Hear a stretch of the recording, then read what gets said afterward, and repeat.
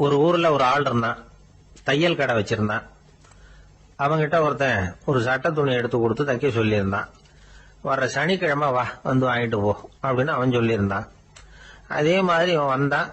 அவன் தச்சு வச்சிருந்த சட்டையை கொடுத்தான். இவன் வாங்கி அங்கேயே போட்டு பார்த்தான். கை நீளம் ஒண்ணுக்கு ஒண்ணு வித்தியாசமா இருந்தது.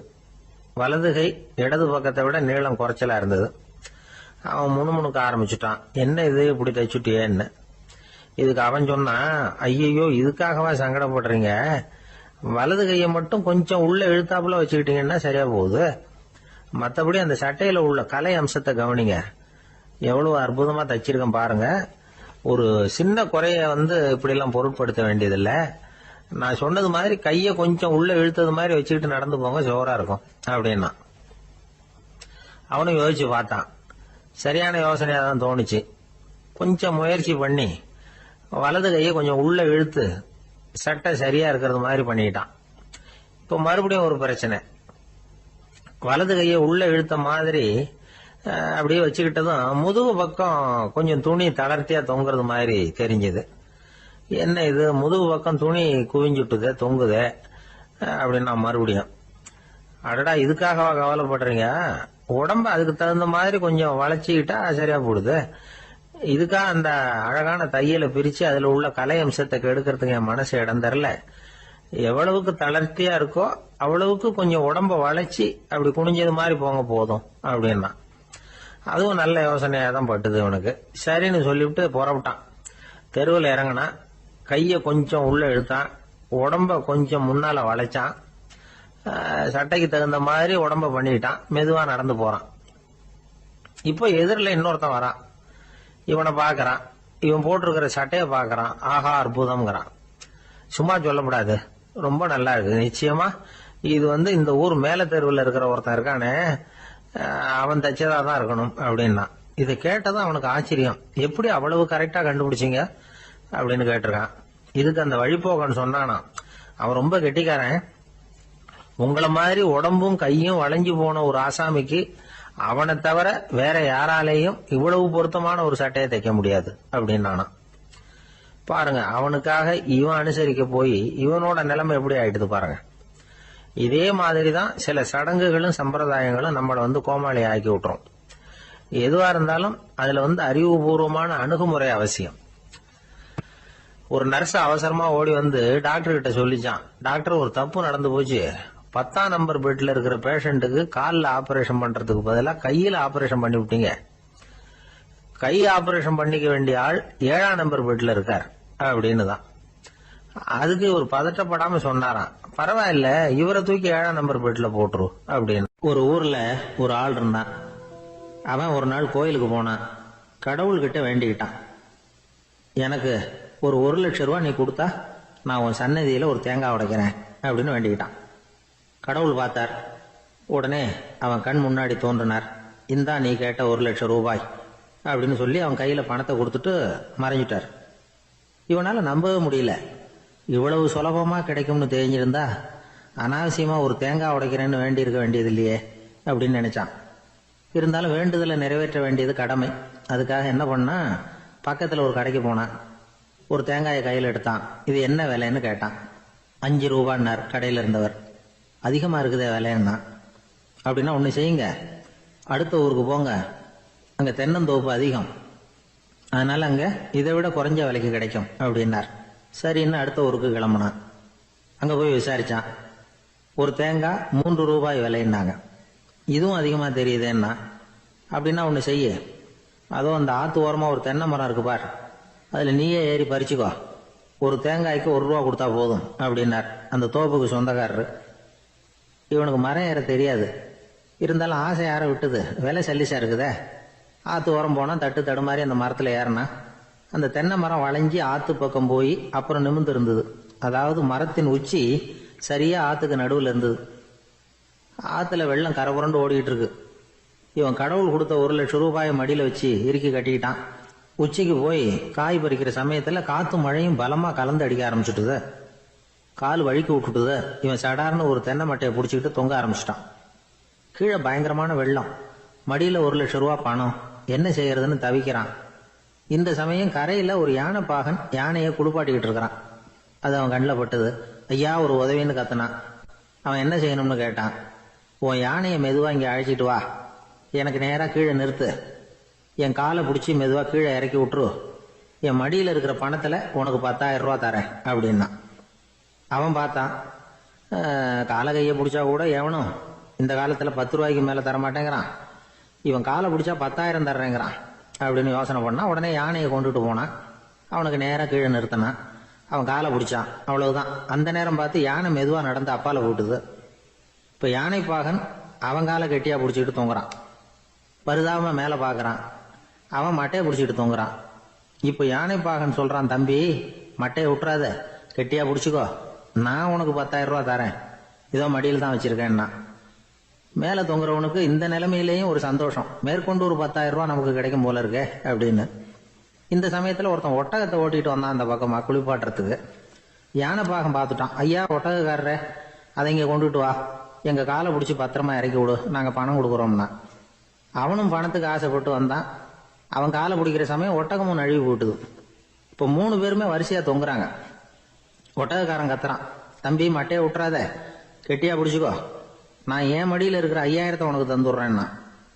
மேல தொங்குறவனுக்கு இன்னமும் சந்தோஷம், இவனும் பணம் தர்றேங்கிறான் அப்படின்னா இன்னைக்கு நமக்கு மொத்த பண வரவு எவ்வளவு அப்படின்னு ஒவ்வொன்னா கூட்டி பார்க்க ஆரம்பிச்சான். மனக்கணக்கு சரியா வரல.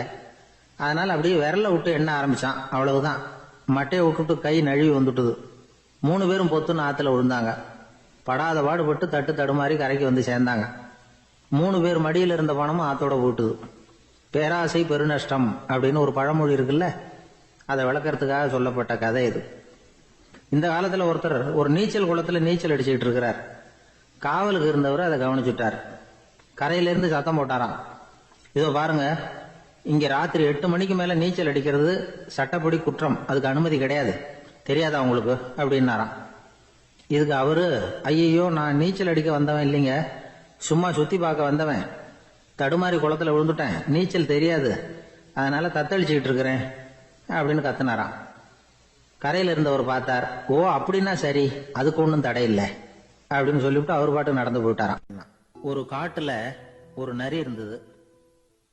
ஒரு நாள் காலை நேரம் அது தன்னுடைய இருப்பிடத்திலிருந்து வெளியில வந்தது. கொஞ்சம் தூரம் நடந்து வந்தது. அப்பதான் அது தன்னோட நிழலை கவனிச்சு பார்த்தது. பார்த்தா அது ரொம்ப நீளமா பெருசா இருக்குது. காலை நேரத்துல நிழல் அப்படித்தானே இருக்கும். ஆனா அந்த நரிக்கு அந்த விஷயம் தெரியல. தன்னுடைய நீண்ட பெரிய நிழலை பார்த்து ஆச்சரியப்பட்டது. ஆஹா, நாம இவ்வளவு பெருசாவா இருக்கிறோம் அப்படின்னா என்னுடைய காலை சாப்பாட்டுக்கு ஒரு யானை இல்லைன்னா ஒரு ஒட்டகம் கிடைச்சாதான் சரியா இருக்கும் போல இருக்கு அப்படின்னு முடிவு பண்ணிட்டுது. உடனே ஒரு யானை அல்லது ஒட்டகத்தை தேடி அலைஞ்சது, எங்க கிடைக்கும்னு. கிடைக்கவே இல்லை. மத்தியானம் 12 மணி ஆயிட்டுது. பசியோட அலையுது. இப்ப தன்னோட நிழலை பார்த்தது. அது மத்தியான நிழல் எப்படி இருக்கும், அது ரொம்பவும் குறுகி போய் தெரிஞ்சுது. உடனே அந்த நரி என்ன நினைச்சுக்கிட்டு தான் தெரியுமா, காலை ஆகாரம் சாப்பிடாததுனால நம்ம உடம்பு இப்படி அழிச்சு போட்டுதே அப்படின்னு நினைச்சுக்கிட்டு தான். கொஞ்ச நேரம் கழிச்சு மறுபடியும் தன்னுடைய நிழலை பார்க்குது. அது இன்னமும் குறுகி போய் காலடியிலேயே வந்துட்டுது. அதுக்கு பயமா போயிடுது. ஐயையோ, இன்னும் கொஞ்ச நேரத்துல நாம இறந்துருவோம் போல இருக்க, இப்ப என்ன செய்யறது? இந்த சமயத்துல ஒரு எறும்பு கிடைச்சா கூட போதும், அதை நம்ம காலை ஆகாரமா நினைச்சு சாப்பிட்டுள்ளாமே அப்படின்னு நினைச்சுதான்.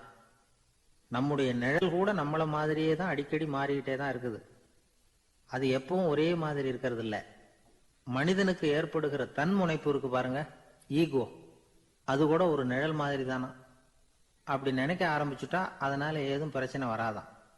தன்முனைப்பை நிழல் போலவே ஏற்றுக்கொள்ளுங்கள் அப்படிங்கிறது பெரியவங்க கருத்து. ஒரு காரியத்தை வெற்றிகரமா நல்ல விதமா செஞ்சு முடிக்கிறோம்னு வச்சுக்கோங்க, அந்த சமயத்துல ஒரு வித நுட்பமான தற்பெருமை நமக்குள்ள உண்டாகுது. இது இயற்கையானது, அதனால இது மேல பற்று வைக்கக்கூடாது. அப்படி வைக்க ஆரம்பிச்சுட்டா அந்த தற்பெருமை ஒரு நிரந்தர விருந்தாளியா நம்ம கிட்ட தங்கிக்கும். நம்ம நிழல் எப்படின்னு பாருங்க, நாம நடக்கும் பொழுது நம்ம பின்னாடியே வரும். தன்முனைப்பையும் அப்படியே நினைச்சுக்குங்க. நிழல் யாருக்கும் எந்த பிரச்சனையையும் உண்டாக்குறது இல்லை. ஆனா அந்த நிழலை கண்டே நாம பயப்பட ஆரம்பிச்சுட்டா நாம எதுலையும் வெற்றி காண முடியாது. நிழலோட சண்டை போடக்கூடாது. அது மாதிரி தன்முனைப்போடவும் நாம சண்டை போட வேண்டியதில்லை. இல்லாத ஒன்றோடு சண்டை போடுறது எப்படின்னா, அது இருட்டோட சண்டை போடுறது மாதிரி. நாம நிழல் கிடையாது. நம்ம கிட்ட இருக்கிற தன்முனைப்பு ஒரு நிழல். நம்ம நிழலையும் நமக்கு சமமா பாக்குறோம் பாருங்க, அங்கதான் சிக்கலே ஆரம்பம். இப்போ நாம நடந்து போய்கிட்டு இருக்கிறோம். நம்ம நிழல் தரையில விழுது. யாரோ ஒருத்தர் நம்ம நிழல் மேல காலை வச்சு நடந்து போறார். உடனே அவர்கிட்ட சண்டைக்கா போறோம், ஏண்டா என் நிழலை மிதிச்ச அப்படின்னு. நமக்கு தெரியும் அது நிழல் தாங்கிறது. அவர் உங்க மேல நடக்கல, உங்களுடைய நிழல் மேலதான் நடக்கிறார். அது மாதிரி உங்க தன்முனைப்பின் மேல யாராவது நடந்தா உங்களை அவமானப்படுத்துறதா நினைக்கிறீங்க. காரணம், நாமளும் நம்ம தன்முனைப்பும் ஒண்ணுங்கிற நினைப்பு தான் காரணம். மற்றபடி வேற ஒண்ணும் கிடையாது. நம்ம நிழல் மேல நடக்கிறவர் நம்மளை காயப்படுத்துறது இல்லை. தன்முனைப்பை வேண்டாத ஒன்னாவும் பார்க்க வேண்டியதில்லை. அது இயற்கை. நிழலை உங்க முன்னாடி வைக்க வேணாம், அது உங்க பின்னாடியே இருக்கட்டும். நிழலின் நிழலாகி விடாதீர்கள், நீங்கள் நீங்களாகவே இருங்கள். இதுதான் சான்றோர் சிந்தனை. ஒரு பேருந்துல ஒரே நெரிசல். ஒருத்தர் பக்கத்துல நின்றுகிட்டு இருந்தவர்கிட்ட ரொம்ப பணிவா விசாரிச்சார், ஏன் சார் நீங்க ஏதாவது பெரிய உத்தியோகத்துல இருக்கிறீங்களா அப்படின்னார். அப்படிலாம் ஒண்ணும் இல்லைங்கன்னார் அவரு. அப்படின்னா வேற ஏதாவது அரசியல்ல பெரிய பதவியில் இருக்கிறீங்களா அப்படின்னு கேட்டார். அதுவும் இல்லைங்கன்னார். சரி, பணமாவது அதிகமா வச்சிருக்கீங்களா அப்படின்னு கேட்டார். அப்படிலாம் ஒன்றும் கிடையாது சார்னார் அவரு. அப்புறம் எதுக்குடா என் காலை மிதிச்சுக்கிட்டு இருக்கிற, எடுறா காலை அப்படின்னாராம் இவர். ஒரு சன்னியாசி, அவரு ஒரு நாள் ஒரு கனவு கண்டாராம். அந்த கனவுல அவர் சொர்க்கத்துக்கு போறார். அங்க ஒரு பெரிய திருவிழா நடந்துகிட்டு இருக்குது.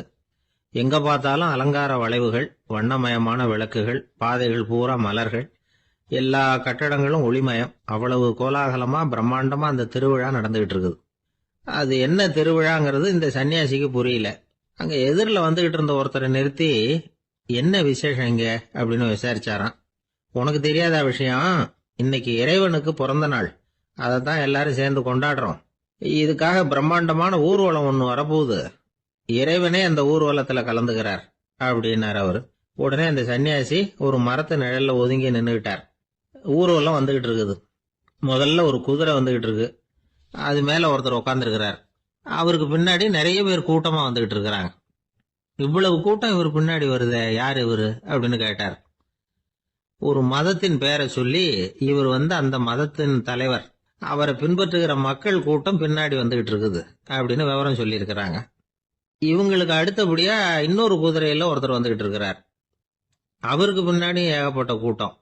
இவர் யாருங்க அப்படின்னு கேட்டிருக்காரு சன்னியாசி. அங்க இருக்கிறவங்க விவரம் சொல்லி இருக்கிறாங்க. இன்னொரு மதத்தின் பெயரை சொல்லி, இவர் அந்த மதத்தினுடைய தலைவர், அவர் வழியை பின்பற்றுகிறவர்கள் அவர் பின்னாடி கூட்டமா வந்துகிட்டு இருக்கிறாங்க அப்படின்னு இருக்காங்க. இப்படி ஒவ்வொருத்தரா குதிரை மேல வந்துகிட்டே இருக்கிறாங்க.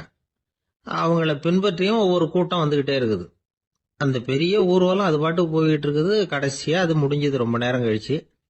அதுக்கப்புறம் கொஞ்ச நேரம் கழிச்சு ஒரு வயசான ஆள் குதிரை மேல வந்துகிட்டு இருக்கிறார். ஆனா அவருக்கு பின்னாடி யாருமே இல்லை. அவர் பரிதாபமா தனியா வந்துகிட்டு இருக்கிறார். அவர் அந்த ஊர்வலத்தை சேர்ந்தவரா இல்லையாங்கிறதே தெரியல. இவர் யாரு, இவர் ஏன் இப்படி தனியா வந்துகிட்டு இருக்கிறார் அப்படின்னு கேட்டிருக்காரு அந்த சன்னியாசி. என்னது இப்படி கேக்குறீங்க, இவர் தான் கடவுள், இவருக்காக தான் இன்னைக்கு இந்த ஊர்வலமே நடக்குது, இவருக்கு தான் இன்னைக்கு பிறந்த நாள், முன்னாடி போற ஊர்வலம் பூரா இவருடைய பிறந்த நாளை கொண்டாடுறதுக்காகத்தான் அப்படின்னு இருக்காங்க. இதை கேட்டதும் அந்த சன்னியாசிக்கு திடுக்குன்னு தூக்கி போட்டிருக்கு. இது வரைக்கும் கனவு கண்டுகிட்டு இருந்தவர் முடிச்சுக்கிட்டார். அதுக்கப்புறம் தான் யோசிச்சு பார்த்திருக்கார். உண்மைதான், மக்கள் எல்லாரும் பக்தி மார்க்கத்துல போறதா நினைச்சுக்கிட்டு பாதை மாறி போயிட்டு இருக்கிறாங்க. கடவுளை பின்பற்றுவதாக நினைக்கிறாங்க பக்தர்கள். ஆனா கடவுளுக்கு பின்னாடி யாருமே இல்லை. இன்னமும் இயல்பா இதை பத்தி யோசிச்சு பார்த்தா, உண்மைக்கு பின்னாடிதான் நான் போய்கிட்டு இருக்கேன் அப்படின்னு நிறைய பேர் சொல்றாங்க. ஆனா அந்த உண்மை அனாதையா போய்கிட்டு இருக்குது. அப்படி ஆயிட்டுது உலகம். இந்த காலத்திலயும் ஒரு ஊர்வலம். ஒரு பெரிய மனுஷருக்கு பிறந்த நாள் விழா. அவரு குதிரை மேல ஏறி முன்னாடி போயிட்டு இருக்கிறார். அவருக்கு பின்னாடி ஒரு 100 பேர் தொண்டர்கள். அவங்க பாட்டுக்கு போறாங்க. எல்லாம் பணம் கொடுத்து ஏற்பாடு பண்ணவங்க. எல்லாம் பணம் வாங்கிட்டு பின்னாடி போயிட்டு இருக்கிறாங்க. கொஞ்ச தூரம் நடந்ததும் கால் வலிக்க ஆரம்பிச்சுட்டுது. ஒவ்வொருத்தரா அப்படியே ஒதுங்க ஆரம்பிச்சுட்டாங்க.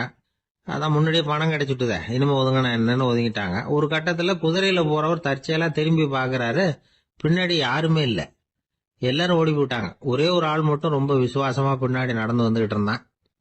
ஏன்பா நீ மட்டும் வந்துகிட்டு இருக்கிறிய, நீ வீட்டுக்கு போகலையான்னு கேட்டிருக்காரு அவரு. நீங்க அந்த குதிரையையும் அதுக்குள்ள வாடகை பணத்தையும் கொடுத்துட்டீங்கன்னா நானும் போயிடுவேன் அப்படின்னு நானா இந்த ஆள். ஒருத்தன் வேகமா ஓடி வந்தான். ஏப்பா அப்படி தலை தெறிக்க ஓடி வர்றேன்னு கேட்டேன். பின்னாடி துரத்திக்கிட்டு வருது சார் அப்படின்னா.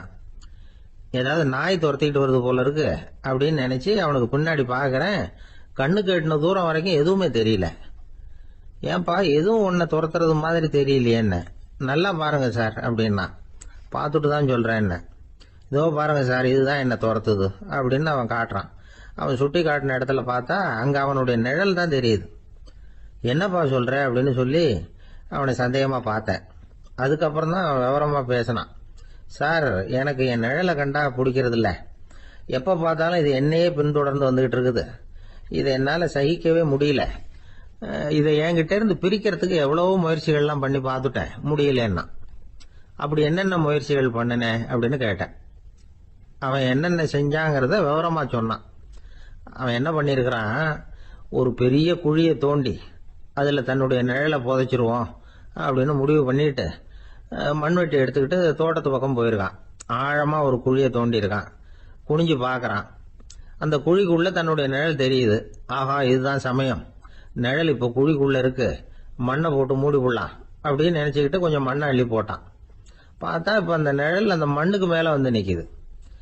இது ஏதுடா வம்பா போச்சு அப்படின்னு அவசரமா மண்ணை வாரி போட்டு மூடி பாக்குறான். குழி பூராவும் மூடி விட்டு பாக்குறான். மறுபடியும் நிழல் மேல வந்து உட்காந்துக்கிட்டு இருக்குது. சரி, இத குழியில புதைக்க முடியாது அப்படின்னு முடிவு பண்ணிட்டு இதை இங்கேயே இப்படியே விட்டுட்டு ஒரே ஓட்டமா ஓடி போடுவோம் அப்படின்னு நினைச்சு எடுத்தான் ஓட்டம். அது காலை நேரம். இவன் மேற்க நோக்கி ஓடிட்டு இருக்கிறான். ஓடி ஓடி பாக்குறான், நிழல் இவனை விட வேகமா இவனுக்கு முன்னாடி ஓடிட்டு இருக்கு. சரி, திரும்பி ஓடி பார்ப்போம் அப்படின்னு நினைச்சுக்கிட்டு அப்படியே சடார்னு திரும்பி ஓட ஆரம்பிச்சான். பார்த்தான், அப்பாடா நிழலை காணல. கொஞ்ச தூரம் ஓடி ஒரு இடத்துல நின்னு அப்படியே சாவகாசமா திரும்பி பாக்குறான். பின்னாடி நின்றுட்டு இருக்குது நிழல். இப்படி ஓடி வந்துதான் இங்க நம்ம முன்னாடி நின்று தன்னுடைய அவஸ்தையை சொல்லிட்டு இருக்கிறான். இந்த நிழலை துரத்துறது அல்லது வெட்டி விடுறது, இதுக்கு ஏதாவது வழி இருக்கா சொல்லுங்க சார் அப்படிங்கிறான். நமக்கு ஒன்றும் புரியல. அந்த நேரம் பார்த்து ஒரு பெரியவர் வந்தார். அவர்கிட்ட யோசனை கேட்டோம், என்ன செய்யலாம்னு. அவர் சொன்னார், இந்த பாருப்பா, நீ அங்கேயும் எங்கேயும் ஓடாத, அப்படியே கீழே படுத்துக்கொண்டார். அது நல்ல உச்சி வேலை. அவன் அப்படியே கீழே படுத்துக்கிட்டான். இப்ப அப்படி இப்படின்னு திரும்பி பார்க்கறான், நிழலை காணல. அவன் இப்பதான் நிம்மதியா இருந்தான். இப்ப அந்த பெரியவர் சொன்னார், எல்லா மனிதர்களுமே இப்படிதான் ஓடிட்டு இருக்கிறாங்க. நான் எனது அப்படிங்கிற ஆணவம் தான் அவங்கள துரத்திக்கிட்டு இருக்கு. அதை விட்டுட்டு ஓடணும்னு நினைச்சாலும் அது முன்னாடி வந்து நிக்குது. பரம்பொருளை நோக்கி ஓடுறப்போ இந்த ஆணவம் பின்னாடி வந்து விடுது. பரிபூர்ண சரணாகதிங்கிற நிலையில அது முழுசுமா மறைஞ்சு விடுது. தன்னை உணர்கிற வேலை அது. அந்த நேரம் மனிதனுக்கு விடுதலை உணர்வு ஏற்படுகிற நேரம் அது. அப்படிப்பட்ட சுதந்திர மனிதர்களாக எல்லாரும் மாறி போயிட்டாங்கன்னா இந்த உலகமே இன்பமயம் அப்படின்னு ஒரு விளக்கம் கொடுத்தார் பெரியவர். நம்மால் ஒருத்தர் வேகமா ஓடி வந்துகிட்டு இருந்தான். ஏன்டா அப்படி ஓடி வர்ற அப்படின்னு கேட்டார் எதிரில் வந்தவர். ஆசை துரத்துது, அதுதான் ஓடி வர்றேன்னா. உனக்கு என்ன ஆசைன்னு கேட்டார். எனக்கு ஒன்றும் ஆசை இல்லைங்க, என்னை எப்படியாவது பிடிச்சுடணும்னு போலீஸ்காரங்களுக்கு ஆசை. அந்த ஆசை இப்ப என்ன துரத்தி பின்னாடி வந்துகிட்டு இருக்குது. அதுதான் தப்பிச்சு வந்துகிட்டு இருக்கிறேன். குறுக்க நிக்காதீங்க சார், வழியை விடுங்க அப்படின்னு சொல்லிவிட்டு வேகமா ஓடி மறைஞ்சான். அசோக மன்னர் வந்துகிட்டு இருக்கார். அவருடைய ஆலோசகர்கள் எல்லாம் பக்கத்துல வந்துகிட்டு இருக்கிறாங்க. அந்த சமயத்துல எதிரில் ஒரு புத்த பிக்ஷு வர்றார். அசோகர் பாக்குறார். ஓடி போய் அவர் காலில் விழுந்து வணங்குறார். அசோக மன்னரின் தலை அந்த புத்த துறவியின் பாதத்துல பட்டுக்கிட்டு இருக்கு. பக்கத்துல நின்றுகிட்டு இருந்த அமைச்சருக்கு இது ரொம்ப சங்கடமா போச்சு. ரொம்ப வருத்தப்பட்டார். நம்ம அசோக சக்கரவர்த்தி எப்பேற்பட்டவர், அவரோட தலை ஒரு சன்னியாசியின் பாதத்துல படுறதா அப்படின்னு நினைச்சு ரொம்ப கவலைப்பட்டார். அரண்மனைக்கு திரும்பினதும் அமைச்சர் மெதுவா ஆரம்பிச்சார். அரசே, எனக்கு ரொம்ப வருத்தமா இருக்குது அப்படின்னார். எதுக்குன்னார் மன்னர். அசோக சக்கரவர்த்தியின் தலை, அதாவது அந்த சிரம், ரொம்ப மதிப்புமிக்க ஒன்று. அது ஒரு சன்னியாசியின் காலில் படலாமா அப்படின்னார். அசோகர் பதில் சொல்லல, சிரிச்சார், போயிட்டார். அதுக்கப்புறம் ஒரு சரியான சந்தர்ப்பத்துக்காக காத்துக்கிட்டு இருந்தார். ஒரு நாள் அமைச்சரை கூப்பிட்டார். எனக்கு 3 தலைகள் வேணும் அப்படின்னார். சொல்லுங்க, கொண்டுகிட்டு வரேன் அப்படின்னார் அமைச்சர். அசோகர் சொன்னார், முதல்ல எனக்கு தேவையானது ஒரு ஆட்டின் தலை, 2வது ஒரு புலியின் தலை, 3வது ஒரு மனிதனின் தலை. இதுதான் அசோகர் கேட்டது. எங்க இருந்தாலும் கொண்டு வாங்கன்னார். அமைச்சர் புறப்பட்டார். ஆட்டுத்தலை புலித்தலை கிடைச்சிட்டுது. அப்புறமா ஒரு சுடுகாட்டுக்கு போய் ஒரு மனித தலையும் சேகரம் பண்ணிட்டு ராஜா கிட்ட வந்துட்டார். அரசே, உங்கள் ஆணைப்படி 3 தலைகளையும் கொண்டு வந்திருக்கிறேன்னார். அசோகர் பார்த்தார். ரொம்ப நல்லது, இப்ப இது 3ஐயும் எடுத்துக்கிட்டு போய் சந்தையில வித்துட்டு வாங்க அப்படின்னார். அமைச்சர் அதுகளை எடுத்துக்கிட்டு சந்தைக்கு போனார். முதல்ல ஆட்டுத்தலை நல்ல விலைக்கு வித்து போச்சு. நல்ல விலை கொடுத்து வாங்கிட்டு போட்டாங்க. அடுத்தபடியா புலி தலைய ஒருத்தர் வாங்கிட்டார். அதை பாடம் பண்ணி வீட்டுல மாட்டி வைக்கலாமே அப்படின்னு நினைச்சு அதையும் வாங்கிட்டு போட்டார். மனித தலையை மட்டும் வாங்கறதுக்கு யாரும் முன் வரல. எல்லாரும் அதை பார்த்துட்டு விலைக்கு போக ஆரம்பிச்சாங்க. அமைச்சர் திரும்பி வந்தார். அரசே, இந்த தலையை மட்டும் யாரும் வாங்க மாட்டேங்கிறாங்க அப்படின்னார். சரி, பரவாயில்ல, இதை இலவசமாவே எனாமாவே யாருக்கிட்டையாவது கொடுத்துட்டு வந்துருங்க அப்படின்னார். அமைச்சர் மறுபடியும் சந்தைக்கு போனார். இதை இலவசமா தரேன், இதை வாங்கிக்கோங்க அப்படின்னார். அப்பவும் அதை யாரும் வாங்கிக்கிறதுக்கு தயாரா இல்லை.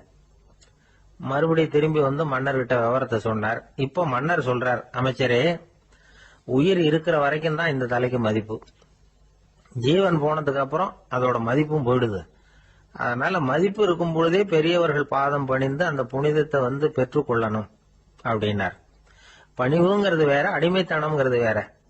பெரியவர்களை பணிவது நமக்கு பெருமை தரக்கூடிய விஷயம். இதை மனசுல வச்சுக்கிட்டு எப்போ காலில் விழணும், எப்போ காலில் விழக்கூடாது அப்படிங்கறத முடிவு பண்ணிக்கணும். ஒரு சாதாரண ஆள் நடந்து வந்துகிட்டு இருந்தார். எதிரில் வந்த ஒரு பெரிய மனுஷன் ஓடி போய் அவர் காலில் விழுந்து தன்னுடைய தலையை அவர் பாதத்துல கொண்டு போய் வச்சார். கொஞ்ச நேரம் கழிச்சு எழுந்திரிச்சு வந்துட்டார். வந்த பிறகு இவரை கேட்டேன், ஏன் திடீர்னு ஓடி போய் அந்த ஆளு காலில் விழுந்தீங்க அப்படின்னு. அவர் போட்டிருக்கிறது என்னோட காணாம போன செருப்பான்னு கண்டுபிடிக்கிறதுக்காக அப்படி விழுந்தேன் அப்படின்னு. ஒரு ஊர்ல ஒருத்தர் இருந்தார். ரொம்ப நல்லவர். யாருக்காவது ஏதாவது கொடுத்துக்கிட்டே இருப்பார். கொடையாளி. தினமும் யாராவது ஒருத்தருக்கு ஏதாவது கொடுக்கலன்னா அவருக்கு தூக்கம் வராது. அப்படி ஒரு பழக்கம். அது மட்டும் இல்ல, அவர் கொடுக்கறது அடுத்தவங்களுக்கு தெரியாது. அவ்வளவு ரகசியமா அதை கொடுப்பார். வலது கை கொடுக்கறது இடது கைக்கு தெரியக்கூடாதுன்னு சொல்லுவாங்கல்ல, அது மாதிரி அவர். ஒரு நாள் ராத்திரி அவர் ஏற்கனவே தயாரா கட்டி வச்சிருந்த பணம் முடிச்ச கையில எடுத்துக்கிட்டு வீட்டை விட்டு வெளியில வந்தார். தெருவில் இறங்கி நடந்தார்.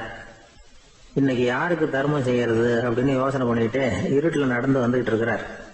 யாரோ ஒருத்தர் எதிரில் வர்றது மாதிரி தெரிஞ்சுது. உடனே அவர் கிட்ட போனார். தன்கிட்ட இருந்த பணம் முடிச்சு அவசரமா அவர் கையில திணிச்சுட்டு திரும்பி வந்துட்டார். அப்பாடா, ஒரு வழியா யாருக்கும் தெரியாம இன்னைக்கு தர்மம் பண்ணியாச்சு அப்படிங்கிற மகிழ்ச்சி, மன நிறைவு அவர் முகத்துல. நிம்மதியா தூங்கினார். அப்புறம் எழுந்திரிச்சார். மறுநாள் காலையில ஊரு பூரா ஒரே பேச்சு. என்ன பேச்சுன்னா, நேற்று ராத்திரி ஒரு திருடன் கையில யாரோ பணத்தை கொடுத்துட்டு போயிருக்கிறாங்க அப்படின்னு எல்லாரும் பேசிக்கிட்டு இருக்கிறாங்க. இதை கேள்விப்பட்டதும் அந்த பெரியவருக்கு ரொம்ப வருத்தமா போச்சு. அடடா, போயும் ஒரு திருடனுக்கா உதவி பண்ணிருக்கிறோம், பிரயோஜனம் இல்லாம போட்டுதே அப்படின்னு நினைச்சார். சரி, இன்னைக்கும் யாருக்காவது உதவி பண்ணணும் அப்படின்னு முடிவு பண்ணினார். ராத்திரி நேரம் வந்தது. இவர் வழக்கம் போல தெருவில் இறங்கி நடந்தார். கையில பணம் முடிச்சு. எதிரில் ஒரு பெண் உருவம் மங்களா தெரிஞ்சது. இவர் உடனே அந்த பெண் கிட்ட பணத்தை கொடுத்துட்டு திருப்தியா திரும்பி வந்துட்டார். மறுநாள் காலையில ஊர் பூரா என்ன பேசிக்கிட்டாங்க தெரியுமா? நேற்று ராத்திரி நெறி தவறி நடக்கிற ஒரு பெண்ணின் கையில யாரோ பணத்தை வச்சுட்டு போயிருக்கிறாங்க அப்படின்னு எல்லாரும் பேசிக்கிறாங்க. அடடா, இன்னைக்கும் தவறுதலா நடந்து போச்சு அப்படின்னு ஒரு வருத்தப்பட்டார். இருக்கட்டும், இன்னைக்கு ஏதாவது தர்மம் பண்ணுவோம் அப்படின்னு நினைச்சுக்கிட்டாரு. 3வது நாள் ராத்திரியும் புறப்பட்டார். இப்பவும் எதிரில் ஒருத்தர் வந்தார். இவர் பணத்தை கொடுத்தார், திரும்பி வந்துட்டார். மறுநாள் மக்கள் என்ன பேசிக்கிட்டாங்கன்னா, நேற்று ராத்திரி ஒரு செல்வந்தர் கையில யாரோ பணத்தை கொடுத்துட்டு போயிருக்கிறாங்க அப்படின்னு பேசிக்கிட்டாங்களாம். அவருக்கு ரொம்ப வருத்தமா போயிட்டுது. என்ன இது தினம் இப்படி ஆகிட்டு இருக்குதே அப்படின்னு நினைச்சுக்கிட்டே படுத்து தூங்கினார். அன்னைக்கு ராத்திரி ஒரு கனவு. அந்த கனவுல இறைவன் சொன்னாராம், இத பாருப்பா, நீ கொடுத்த தர்மம் வீணா போயிடல. உன்கிட்ட பணம் வாங்கின அந்த திருடன் திருந்திட்டான், அந்த பொண்ணும் திருந்திட்டா, அந்த செல்வந்தனும் கொடையாளி ஆயிட்டான், எல்லாருக்கும் உதவி பண்ண ஆரம்பிச்சுட்டான் அப்படின்னு சொன்னாராம். இந்த கதையை சொன்னவர் யாருன்னா நபிகள் நாயகம். இதுல உள்ள கருத்து என்னன்னா, நல்ல மனசோட தர்மம் பண்ணுனா அது வீணா போறதில்ல. இன்னொரு கருத்து, தர்மம் தன்னை மட்டுமல்ல அடுத்தவங்களையும் தீமையிலிருந்து காப்பாற்றும். இதுதான் நாம புரிஞ்சுக்க வேண்டியது. இந்த காலத்திலயும் இது மாதிரி சில சம்பவங்கள் நடக்கிறது உண்டு. ஒரு பெரியவர் இருட்டில் நடந்து வந்துகிட்டு இருந்தாரு. எதிரில் வந்த ஒருத்தன் வலுக்கட்டாயமா இவர் கையை பிடிச்சி ஒரு பண முடிப்பை கொடுத்து வச்சுக்க சொல்லிவிட்டு விலகி போயிட்டான். பெரியவருக்கு ஆச்சரியம், இந்த காலத்திலயும் இப்படி வலது கை கொடுக்கறது இடது கைக்கு தெரியக்கூடாதுன்னு நினைக்கிற கொடையாளிகள் உண்டு போல இருக்கு அப்படின்னு யோசனை பண்ணிக்கிட்டே நடந்தார். கொஞ்ச தூரம் போயிருப்பாரு. அதுக்குள்ள அதே ஆள் திரும்பி வந்தான். கொடுத்த பண முடிப்பை திருப்பி கொடுங்க அப்படின்னு கேட்டு வாங்கிட்டான். இவருக்கு ஒன்றும் புரியல. ஏன் இப்படி பண்றேன்னார். அது ஒண்ணும் இல்லைங்க, கொஞ்ச நேரம் இதை உங்ககிட்ட கொடுத்து வச்சிருந்தேன் அவ்வளவுதான் அப்படின்னா. ஏன்னு கேட்டார். என்னை பின்னாடி போலீஸ் தேடிக்கிட்டு வந்துகிட்டு இருக்குது, அதுதான் அப்படி பண்ணேன். இப்ப போயிட்டுது, இனிமே ஒன்றும் பயம் இல்லை அப்படின்னு சொல்லிவிட்டு அவன் பாட்டுக்கு நடந்து போறான். ஒரு ஊர்ல ஒரு பெரியவர் இருந்தார். அவரு ஒரு குரு. அவர் தொடர்ந்து தியான கூட்டங்கள் நடத்துவார். அந்த கூட்டத்துல கலந்துக்கிறதுக்காக பல ஊர்கள்ல இருந்து சீடர்கள் நிறைய பேர் வருவாங்க போவாங்க. ஒரு நாள் அங்க கூட்டம் நடந்துகிட்டு இருக்குது. அந்த சமயத்துல சீடர்கள்ல ஒருத்தன் என்னத்தையே திருடி விட்டான். மற்ற சீடர்கள் அதை கவனிச்சுட்டாங்க. இவன் ஆப்பிட்டுக்கிட்டான். கூட்டம் முடிஞ்ச பிற்பாடு இவன் திருடின விஷயத்த அந்த பெரியவர்கிட்ட போய் சொன்னாங்களாம். அவர் கவனத்துக்கு கொண்டுகிட்டு போனாங்க. ஆனா அவர் இத காதலியே போட்டுக்கல, கண்டுக்கவே இல்லை. போய் சொன்ன சீடர்களுக்கெல்லாம் ஏமாத்தமா போயிட்டுது. என்ன இது, இவ்வளவு தூரம் நாம கண்டுபிடிச்சு போய் சொல்றோம், அவரு கண்டுக்கவே மாட்டேங்கிறாரே அப்படின்னு ஒரு மாதிரி ஆயிட்டாங்க. இருந்தாலும் அதை பத்தி ஒண்ணுமே சொல்லிக்கல, பேசாம இருந்துட்டாங்க. கொஞ்ச நாள் ஆச்சு. அதே ஆளு மறுபடியும் ஒரு திருட்டுல மாட்டிக்கிட்டான். சீடர்கள் மறுபடியும் அந்த குரு கிட்ட விஷயத்த சொன்னாங்க. அவர் அப்பவும் வழக்கம் போல சும்மாவே இருந்துட்டார். இவர் இப்படி இருக்கிறத பார்த்ததும் அந்த சீடர்களுக்கு கோபம் வந்துட்டுது. உடனே அந்த சீடர்கள்லாம் ஒண்ணு கூடி பேசினாங்களாம். எல்லாருமா சேர்ந்து ஒரு விண்ணப்பம் தயார் பண்ணாங்க. அதை குருநாதர்கிட்ட கொண்டுட்டு போய் கொடுத்தாங்க. அந்த விண்ணப்பத்துல இவங்க என்ன எழுதியிருக்கிறாங்க தெரியுமா? குருநாதர் அவர்களே, உடனே திருடனவன் மீது சட்ட நடவடிக்கை எடுக்கணும். நீங்க அப்படி அவனை இங்க சேர்க்கப்படாது. நீங்க சேர்த்தீங்கன்னா நாங்க இங்க இருக்கிறத பத்தி யோசிக்க ஆரம்பிச்சிருவோம். அவனை இந்த மடத்தை விட்டே துரத்தி பண்ணணும். நீங்க அவனை வெளியில அனுப்புங்க, இல்லைன்னா நாங்க அத்தனை பேரும் வெளியில போயிடுறோம். இப்படிதான் அந்த விண்ணப்பத்துல எழுதியிருக்கிறாங்க. குரு அந்த விண்ணப்பத்தை வாங்கி படிச்சு பார்த்தார். அதுக்கப்புறம் அதை எழுதின அத்தனை பேரையும் கூப்பிட்டாரு. எல்லாரும் இப்படி வாங்கன்னாரு. வந்தாங்க. இப்படி என் எதிரில் உட்காருங்கன்னார். உட்கார்ந்தாங்க. அப்புறம் சொன்னார், இதை பாருப்பா, நீங்க எல்லாரும் புத்திசாலிகள். உங்களுக்கு எது நல்லது எது கெட்டதுங்கிறது நல்லா தெரியும். நீங்க மேற்கொண்டு ஏதாவது படிக்கணும்னு நினைச்சா வேற எங்க வேணும்னாலும் போகலாம். அதுக்கு நான் தடை சொல்ல மாட்டேன். ஆனா உங்களால குற்றம் சாட்டப்பட்ட அவன் இருக்கானே, அவன் எப்படின்னா அவனுக்கு எது நல்லது எது கெட்டதுங்கிறதெல்லாம் தெரியாது. அதனாலதான் திருடுறான். நீங்க சொல்றது மாதிரி அவனை அடிச்சு துரத்தி விடுறோம்னு வச்சுங்க, அவனுக்கு எப்படி நல்லது கெட்டது தெரியும்? அவனுக்கு அதை யாரு சொல்லி கொடுக்கறது? அதனால இங்கேயே இருக்கட்டும், அதுதான் சரி. இதுக்காக நீங்க எல்லாரும் என்னை விட்டுட்டு போனாலும் சரி, அவனை நான் விரட்ட மாட்டேன் அப்படின்னு விட்டாரான். இவ்வளவையும் திருடனை அந்த சீடன் கேட்டுக்கிட்டே இருந்திருக்கான். அவன் கண்கள்ல கண்ணீர். அப்படியே எழுந்திரிச்சு வந்தான். குரு காலில் விழுந்தான். அவன் கண்ணீர்ல அவனது தீமை கழுவப்பட்டது அப்படிம்பாங்க. அதாவது சீடர்களுக்கு அந்த குருவோட பெருமை அப்பதான் புரிஞ்சுதான். ஒரு நல்ல ஆசிரியர் இருக்காருன்னு வச்சுங்க, நல்லா படிக்கிற பையனுக்கு தான் பாடம் சொல்லி கொடுப்பேன்னா அது என்ன பெரிய விஷயமா? மோசமா படிக்கிறவனையும் மாத்தி காட்டுறேங்கிறது தான் பெருமை. இந்த காலத்து குரு ஒருத்தர் ஒரு ஆசிரமம் வச்சு நடத்திட்டு வந்தார். நிறைய பேர் தினம் வருவாங்க போவாங்க. ஒரு நாள் ஒருத்தன் வந்தான். அந்த குரு முன்னாடி போய் நின்னான். ஐயா, என்ன உங்க சீடனா ஏத்துக்கணும்னா. அந்த குரு நிமிர்ந்து பார்த்தார். உன்னுடைய நோக்கம் என்னன்னு கேட்டார். ஐயா, உங்ககிட்ட கொஞ்ச நாள் இருந்தேன்னா நல்ல பழக்க வழக்கங்களை கத்துக்கலாம். அதுக்கப்புறம் வெளியில போய் ஒரு நல்ல தொழில் தொடங்கி வாழ்க்கையில முன்னுக்கு வரணுங்கிறது தான் என்னோட நோக்கம் அப்படின்னா. நீ சொல்றது சரி, ஆனா உன்னால இங்க நல்ல பழக்க வழக்கங்களை கத்துக்க முடியலன்னு வச்சுக்கோ, அப்ப என்ன பண்ணுவே அப்படின்னு கேட்டார் அவர். அப்படி ஆச்சுன்னா என்ன, உங்களை மாதிரியே ஒரு ஆசிரமம் ஆரம்பிச்சு அதுக்கு குருவா இருந்துட்டு போறேன் அப்படின்னா. ஒரு பெரிய அரசன் இந்த உலகம் பூராவையும் ஆண்டுகிட்டு இருந்தான். ரொம்ப காலம் அப்படி அரசாட்சி பண்ணிக்கிட்டு இருந்தான். திடீர்னு அவனுக்கும் சில எதிரிகள் முளைச்சாங்க. அவங்க எல்லாம் ஒண்ணு சேர்ந்து இவனை தோற்கடிச்சுட்டாங்க. தோத்து போனது இவனுக்கு பயம் வந்துட்டுது, எங்க எதிரிகள் நம்ம கொன்னுடுவாங்களோ அப்படின்னு. வெளியில வந்தா தனக்கு ஆபத்துன்னு பயந்துகிட்டு யாருக்கும் தெரியாம ஒரு குகைக்குள்ள போய் பதுங்கி கிடக்குறான். நிலைமைய பாருங்க. முதல் நாள் அரண்மனையில அதிகாரம் பண்ணிக்கிட்டு இருந்தவன் மறுநாள் குகையில பயந்து போய் பதுங்கி கிடக்குறான். ராத்திரி நேரம் வந்தது, பசி வயத்தை கிள்ளுது, பிச்சை எடுத்து சாப்பிட வேண்டிய நிலைமை. பிச்சை எடுக்கிறதுக்கு பாத்திரம் வேணுமே, என்ன பண்றது அப்படின்னு அங்கேயும் இங்கேயும் பாக்குறான். ஒரு மூலையில யாரோ விட்டுட்டு போன ஒரு ஓடு கிடக்குது. அதை எடுத்துக்கிட்டு புறப்பட்டான். இருட்டுல வழி புரியல. ஏதோ ஒரு யூகத்துல காலை மெதுவா எடுத்து வச்சு நடந்து போயிட்டு இருக்கிறான். வழியில ஒரு கருப்பு நாய் படுத்து கிடந்தது. இருட்டுல அவன் இது கண்ணுக்கு சரியா தெரியல. அவனுக்கு தவறி போய் காலை வச்சுட்டான் அது மேல. நாய் சும்மா இருக்குமா, வள்ளுன்னு விழுந்து கடிச்சு விட்டுது. காலை பாக்குறான், காலத்தையும் நினைச்சு பாக்குறான். அரண்மனையில வந்து வீரக்கழல் அணிந்த காலை உடைய மன்னா அப்படின்னு புகழ்வாங்களே புலவர்கள்லாம். ஆனா அது இன்னைக்கு நாய் கடிச்ச காலம் ஆயிட்டுதே அப்படின்னு நினைக்கிறான். அது மட்டும் இல்ல, முன்னாடி எல்லாம் பொற்கிண்ணங்கள்ல தான் அவன் சாப்பிடுவான். ஆனா இப்போ உடைஞ்சு போன ஓட்டு, அது ஓட்டை வந்து கையில வச்சுக்கிட்டு நிக்கிறான். அதுல ஏதாவது யாராவது சாப்பாடு போடுவாங்களான்னு. முன்னாடி எல்லாம் நிறைய பேர் அரண்மனைக்கு வருவாங்க. அரசருக்கு காணிக்கைன்னு சொல்லி இவன் காலடியில கொண்டாந்து கொட்டுவாங்க. அப்போல்லாம் இவன் அந்த ஜனங்களுடைய முகத்தை திரும்பி கூட பாக்குறது இல்ல. ரொம்ப கர்வமா உட்காந்துருப்பான். அதே ஆளு இன்னைக்கு எல்லார் கண்ணிலையும் படுறது மாதிரி பிச்சை எடுத்துக்கிட்டு இருக்கிறான். அப்போலாம் காணிக்கைகளை வந்து தன்னுடைய கையால வாங்குறது தனக்கு கௌரவ குறைச்சல்னு நினைச்சு தன்னுடைய வேலைக்காரங்களை விட்டுதான் அதை வாங்க சொல்லுவான். இப்போ பாத்தீங்கன்னா அவனே தன் கையாலேயே பிச்சை வாங்குறான். நினைச்சு பாருங்க, அந்த மனுஷன் முத நாள் அரசன், மறுநாள் பிச்சைக்காரன். எவ்வளவு வித்தியாசம். செல்வம் தான் இப்படி ஒரு வித்தியாசம் ஏற்படுறதுக்கு காரணம். அப்படிப்பட்ட செல்வம் வாழ்க்கையை நடத்துறதுக்கு நமக்கு தேவைதான். ஆனா அதையே நாம அடைய வேண்டிய பயனா நினைக்கிறோம் பாருங்க, அதுதான் வேடிக்கை. இத வந்து நம்மாழ்வார் அழகா ஒரு பாசுரத்துல சொல்றார். ஒரு நாயகமாய் ஓட உலகுடன் ஆண்டவர், கருணாய் கவர்ந்த காலர், சிதைகிய பானையர், பெருநாடு காண இம்மையிலே பிச்சைதாம் கொள்வர், திருநாரணன் தாழ் காலம் பெற சிந்தித்து உய்மினோ அப்படிங்கிறார் நம்மாழ்வார். ஒரு பெரிய பணக்காரர் ஒரு துறவிகிட்ட போய், சாமி என்கிட்ட நிறைய பணம் இருக்கு, இருந்தாலும் நிம்மதி இல்ல, என்னால நிம்மதியா இருக்க முடியல, என்ன காரணம்னு கேட்டாராம். உடனே அந்த துறவி இதுக்கு நேரடியா பதில் சொல்லாம பக்கத்துல நின்றுகிட்டு இருந்த ஒரு குழந்தைய கூப்பிட்டார். அது ஓடியாந்தது. ஒரு ஆப்பிள் பழத்தை எடுத்து அது கையில கொடுத்தார். அதை வாங்கிட்டு குழந்தை சிரிச்சுது. இன்னொரு பழத்தை எடுத்து கொடுத்தார். அதை இன்னொரு கையில வாங்கிட்டு சிரிச்சுது. மூணாவது ஆப்பிள் எடுத்து கொடுத்தார். 2 பழத்தையும் நெஞ்சில் அணைச்சிக்கிட்டு 3வது பழத்தையும் வாங்கறதுக்கு முயற்சி பண்ணிச்சு. ஆனா அது உடனே நழுவி கீழே விழுந்து உருண்டு ஓடிச்சு. ஏற்கனவே இருந்ததும் விழுந்துட்டுது.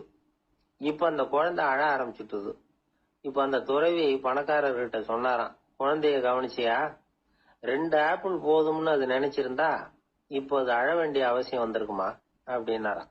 எதுவுமே அளவுக்கு மிஞ்சினா துன்பம் தான். இந்த காலத்துல இதெல்லாம் யாரு காதுல வாங்குறாங்க? ஒருத்தனை நல்ல வழிக்கு கொண்டு வரணும்னு நினைச்சு அவனை கூப்பிட்டு உட்கார வச்சு இந்த கதையை சொல்லிட்டு இருந்தாங்க. சொல்லிவிட்டு அந்த குழந்தை செஞ்சது தப்பு தானே அப்படின்னு கேட்டிருக்கிறாங்க. ஆமாம், தப்பு தான், நானா இருந்தா அப்படி செஞ்சிருக்க மாட்டேன் நானா இவன். 2 பழமே போதும்னு சொல்லிருப்பியா அப்படின்னு கேட்டிருக்காங்க. அப்படி இல்லைங்க, அவர் கொடுக்க கொடுக்க ஒவ்வொரு பழமா வாங்கி பின்னாடி வச்சுட்டு மறுபடியும் கையை நீட்டுவேன் அப்படிங்கிறானா. இவெல்லாம் எந்த காலத்துல திருந்துறது? ஒரு மனிதர், அவர் யாருக்கிட்டே தொலைபேசியில பேசிட்டு இருக்கிறார். கொஞ்சம் தூரத்துல நாம நிக்கிறோம். எட்டத்துல இருந்துகிட்டு அவரை கவனிக்கிறோம். அவர் போன்ல பேசுறத, அவர் பேசுகிற வார்த்தைகள் என்ன அப்படிங்கறது நம்ம காதுல விழல. ஆனாலும் அவர் பேசிக்கிட்டு இருக்கிறது நல்ல செய்தியா கெட்ட செய்தியா அப்படிங்கறத நம்மால யூகிக்க முடியும். மகிழ்ச்சியான செய்தியை பேசும்போது முகம் மலருது, புன்னகை பூக்குது. இதுல ஒண்ணு நீங்க கவனிக்கணும். தொலைபேசியில நாம பேசுறப்போ நம்மோட பேசுறவர் எதிரில் இல்ல. அவர் தொலைபேசி வழியா நம்ம குரலை மட்டும்தான் கேட்க போறார். நம்ம முகத்தை அவர் பார்க்க போறது இல்ல. அப்படி இருந்தும் அப்ப நம்ம முகம் ஏன் மலரணும் அப்படின்னா, இதுதான் உடல் மொழி, பாடி லாங்குவேஜ் அப்படின்னு சொல்றாங்க. நம்ம அறியாமலேயே நம்ம உடம்பு செய்திகளை தெரிவிக்குது பாருங்க, அதுதான் உடல் மொழி. ஒரு மனிதர் தொலைபேசியில பேசிக்கிட்டு இருக்கிறத நீங்க தூரத்துல இருந்து கவனிச்சுக்கிட்டே, அவர் நண்பரோட பேசுறாரா, மனைவியோட பேசுறாரா, குழந்தையோட பேசுறாரா, இல்ல மேல் அதிகாரி கிட்ட பேசுறாரா, அல்லது அவருக்கு கீழே பணிபுரிகிறவர்கள் கிட்ட பேசுறாரா அப்படிங்கறத கண்டுபிடிக்கலாம். அதுக்கு காரணம் அவருடைய உடல் மொழி. இந்த உடல் மொழி கூட நம்ம வாழ்க்கையின் முன்னேற்றத்துக்கு பயன்படும். இத பத்தி எல்லாம் கூட சில நிபுணர்கள் ஆராய்ச்சி பண்ணி பார்த்திருக்கிறாங்க. அவங்க சில விவரங்களை சொல்றாங்க. குறிப்பா ஒருத்தர் தன்னுடைய நாற்காலியில கிட்டத்தட்ட படுத்துக்காத குறையா உட்கார்ந்து இருக்கிறாருன்னு வச்சுக்கோங்க. எதிர இருக்கிறவர் பேசுறது அவருக்கு பிடிக்கலன்னு அர்த்தமா. தலையை சொரிஞ்சுக்கிறது, வேற வேற திசைகள்ல பாக்குறது, கொட்டாவி விடுறது, கால்களை மாத்தி போட்டு உட்கார்றது, களைப்பா கை விரல்களை அப்படியே பின்னிக்கிறது, அடிக்கடி கடிகாரத்தை பாக்குறது, இப்படிலாம் ஒருத்தர் பண்ணிட்டு இருக்கிறாருன்னா நாம கூடிய சீக்கிரம் அந்த இடத்த விட்டு எழுந்திரிச்சு வந்துடுறது நல்லது. ஏன்னா இதெல்லாம் அவருடைய சலிப்பு, சோர்வு, ஆர்வமின்மை இதுக்கு அடையாளங்கள். நம்முடைய பேச்சு அவரை சலிப்படைய வச்சுட்டதுன்னு அர்த்தம். அவர் ரொம்பவும் சோர்ந்து போயிட்டாருன்னு பொருள். நம்முடைய பேச்சில் அவருக்கு ஆர்வம் இல்லைன்னு அர்த்தம். அதே நேரத்துல நாற்காலியின் நுனியில அமர்ந்து உடலை முன்னுக்கு நகர்த்தி எதிர இருக்கிறவரின் கண்களை பார்த்துக்கிட்டே பேசினாலும் சரி அல்லது பேச்ச கேட்டாலும் சரி, உங்க பேர்ல மத்தவங்களுக்கு உள்ள பிடிப்பு அதிகரிக்கும். நாம எப்படிப்பட்டவர்ங்கிறத நம்ம உடம்பும் நடை உடை பாவனையும் அடுத்தவங்களுக்கு காட்டி கொடுத்துரும். உங்க உடம்பு, உங்க பார்வை, நடை, உட்கார்ற விதம் இதை வச்சுக்கிட்டே நீங்க பொறுப்புள்ளவரா, முரடரா, அலட்சியமானவரா, மரியாதை தெரிஞ்சவரா, அடக்கமானவரா, நம்பிக்கைக்கு உரியவரா, நாணயம் இல்லாதவரா, பயந்தவரா, திறமசாலியா, அப்பாவியா அப்படிங்கறதெல்லாம் கண்டுபிடிச்சிடலாம். அதனால இந்த உடல் மொழியை புரிஞ்சுக்கிட்டு நம்மளை கொஞ்சம் சரிப்படுத்திக்கிட்டோம்னா வாழ்க்கையில சுலபமா பல காரியங்களை சாதிக்க முடியும். ஒரு மனநல மருத்துவமனை, அங்க ஒருத்தர் ஒரு நாற்காலியில உட்காந்துக்கிட்டு கார் ஓட்டுறது மாதிரி அப்படி பாவனை பண்ணிட்டு இருந்தார்.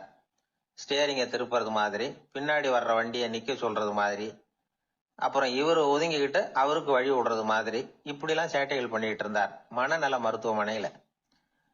இத பார்த்துக்கிட்டு இருந்த ஒருத்தர் பக்கத்துல இருந்த இன்னொருத்தர்கிட்ட கேட்டார், இவர் ஏன் இப்படி பண்றாரு, இவருக்கு ஏன் அப்படி வந்தது நிலைமை அப்படின்னு சொல்லி அவர் விசாரிச்சார்.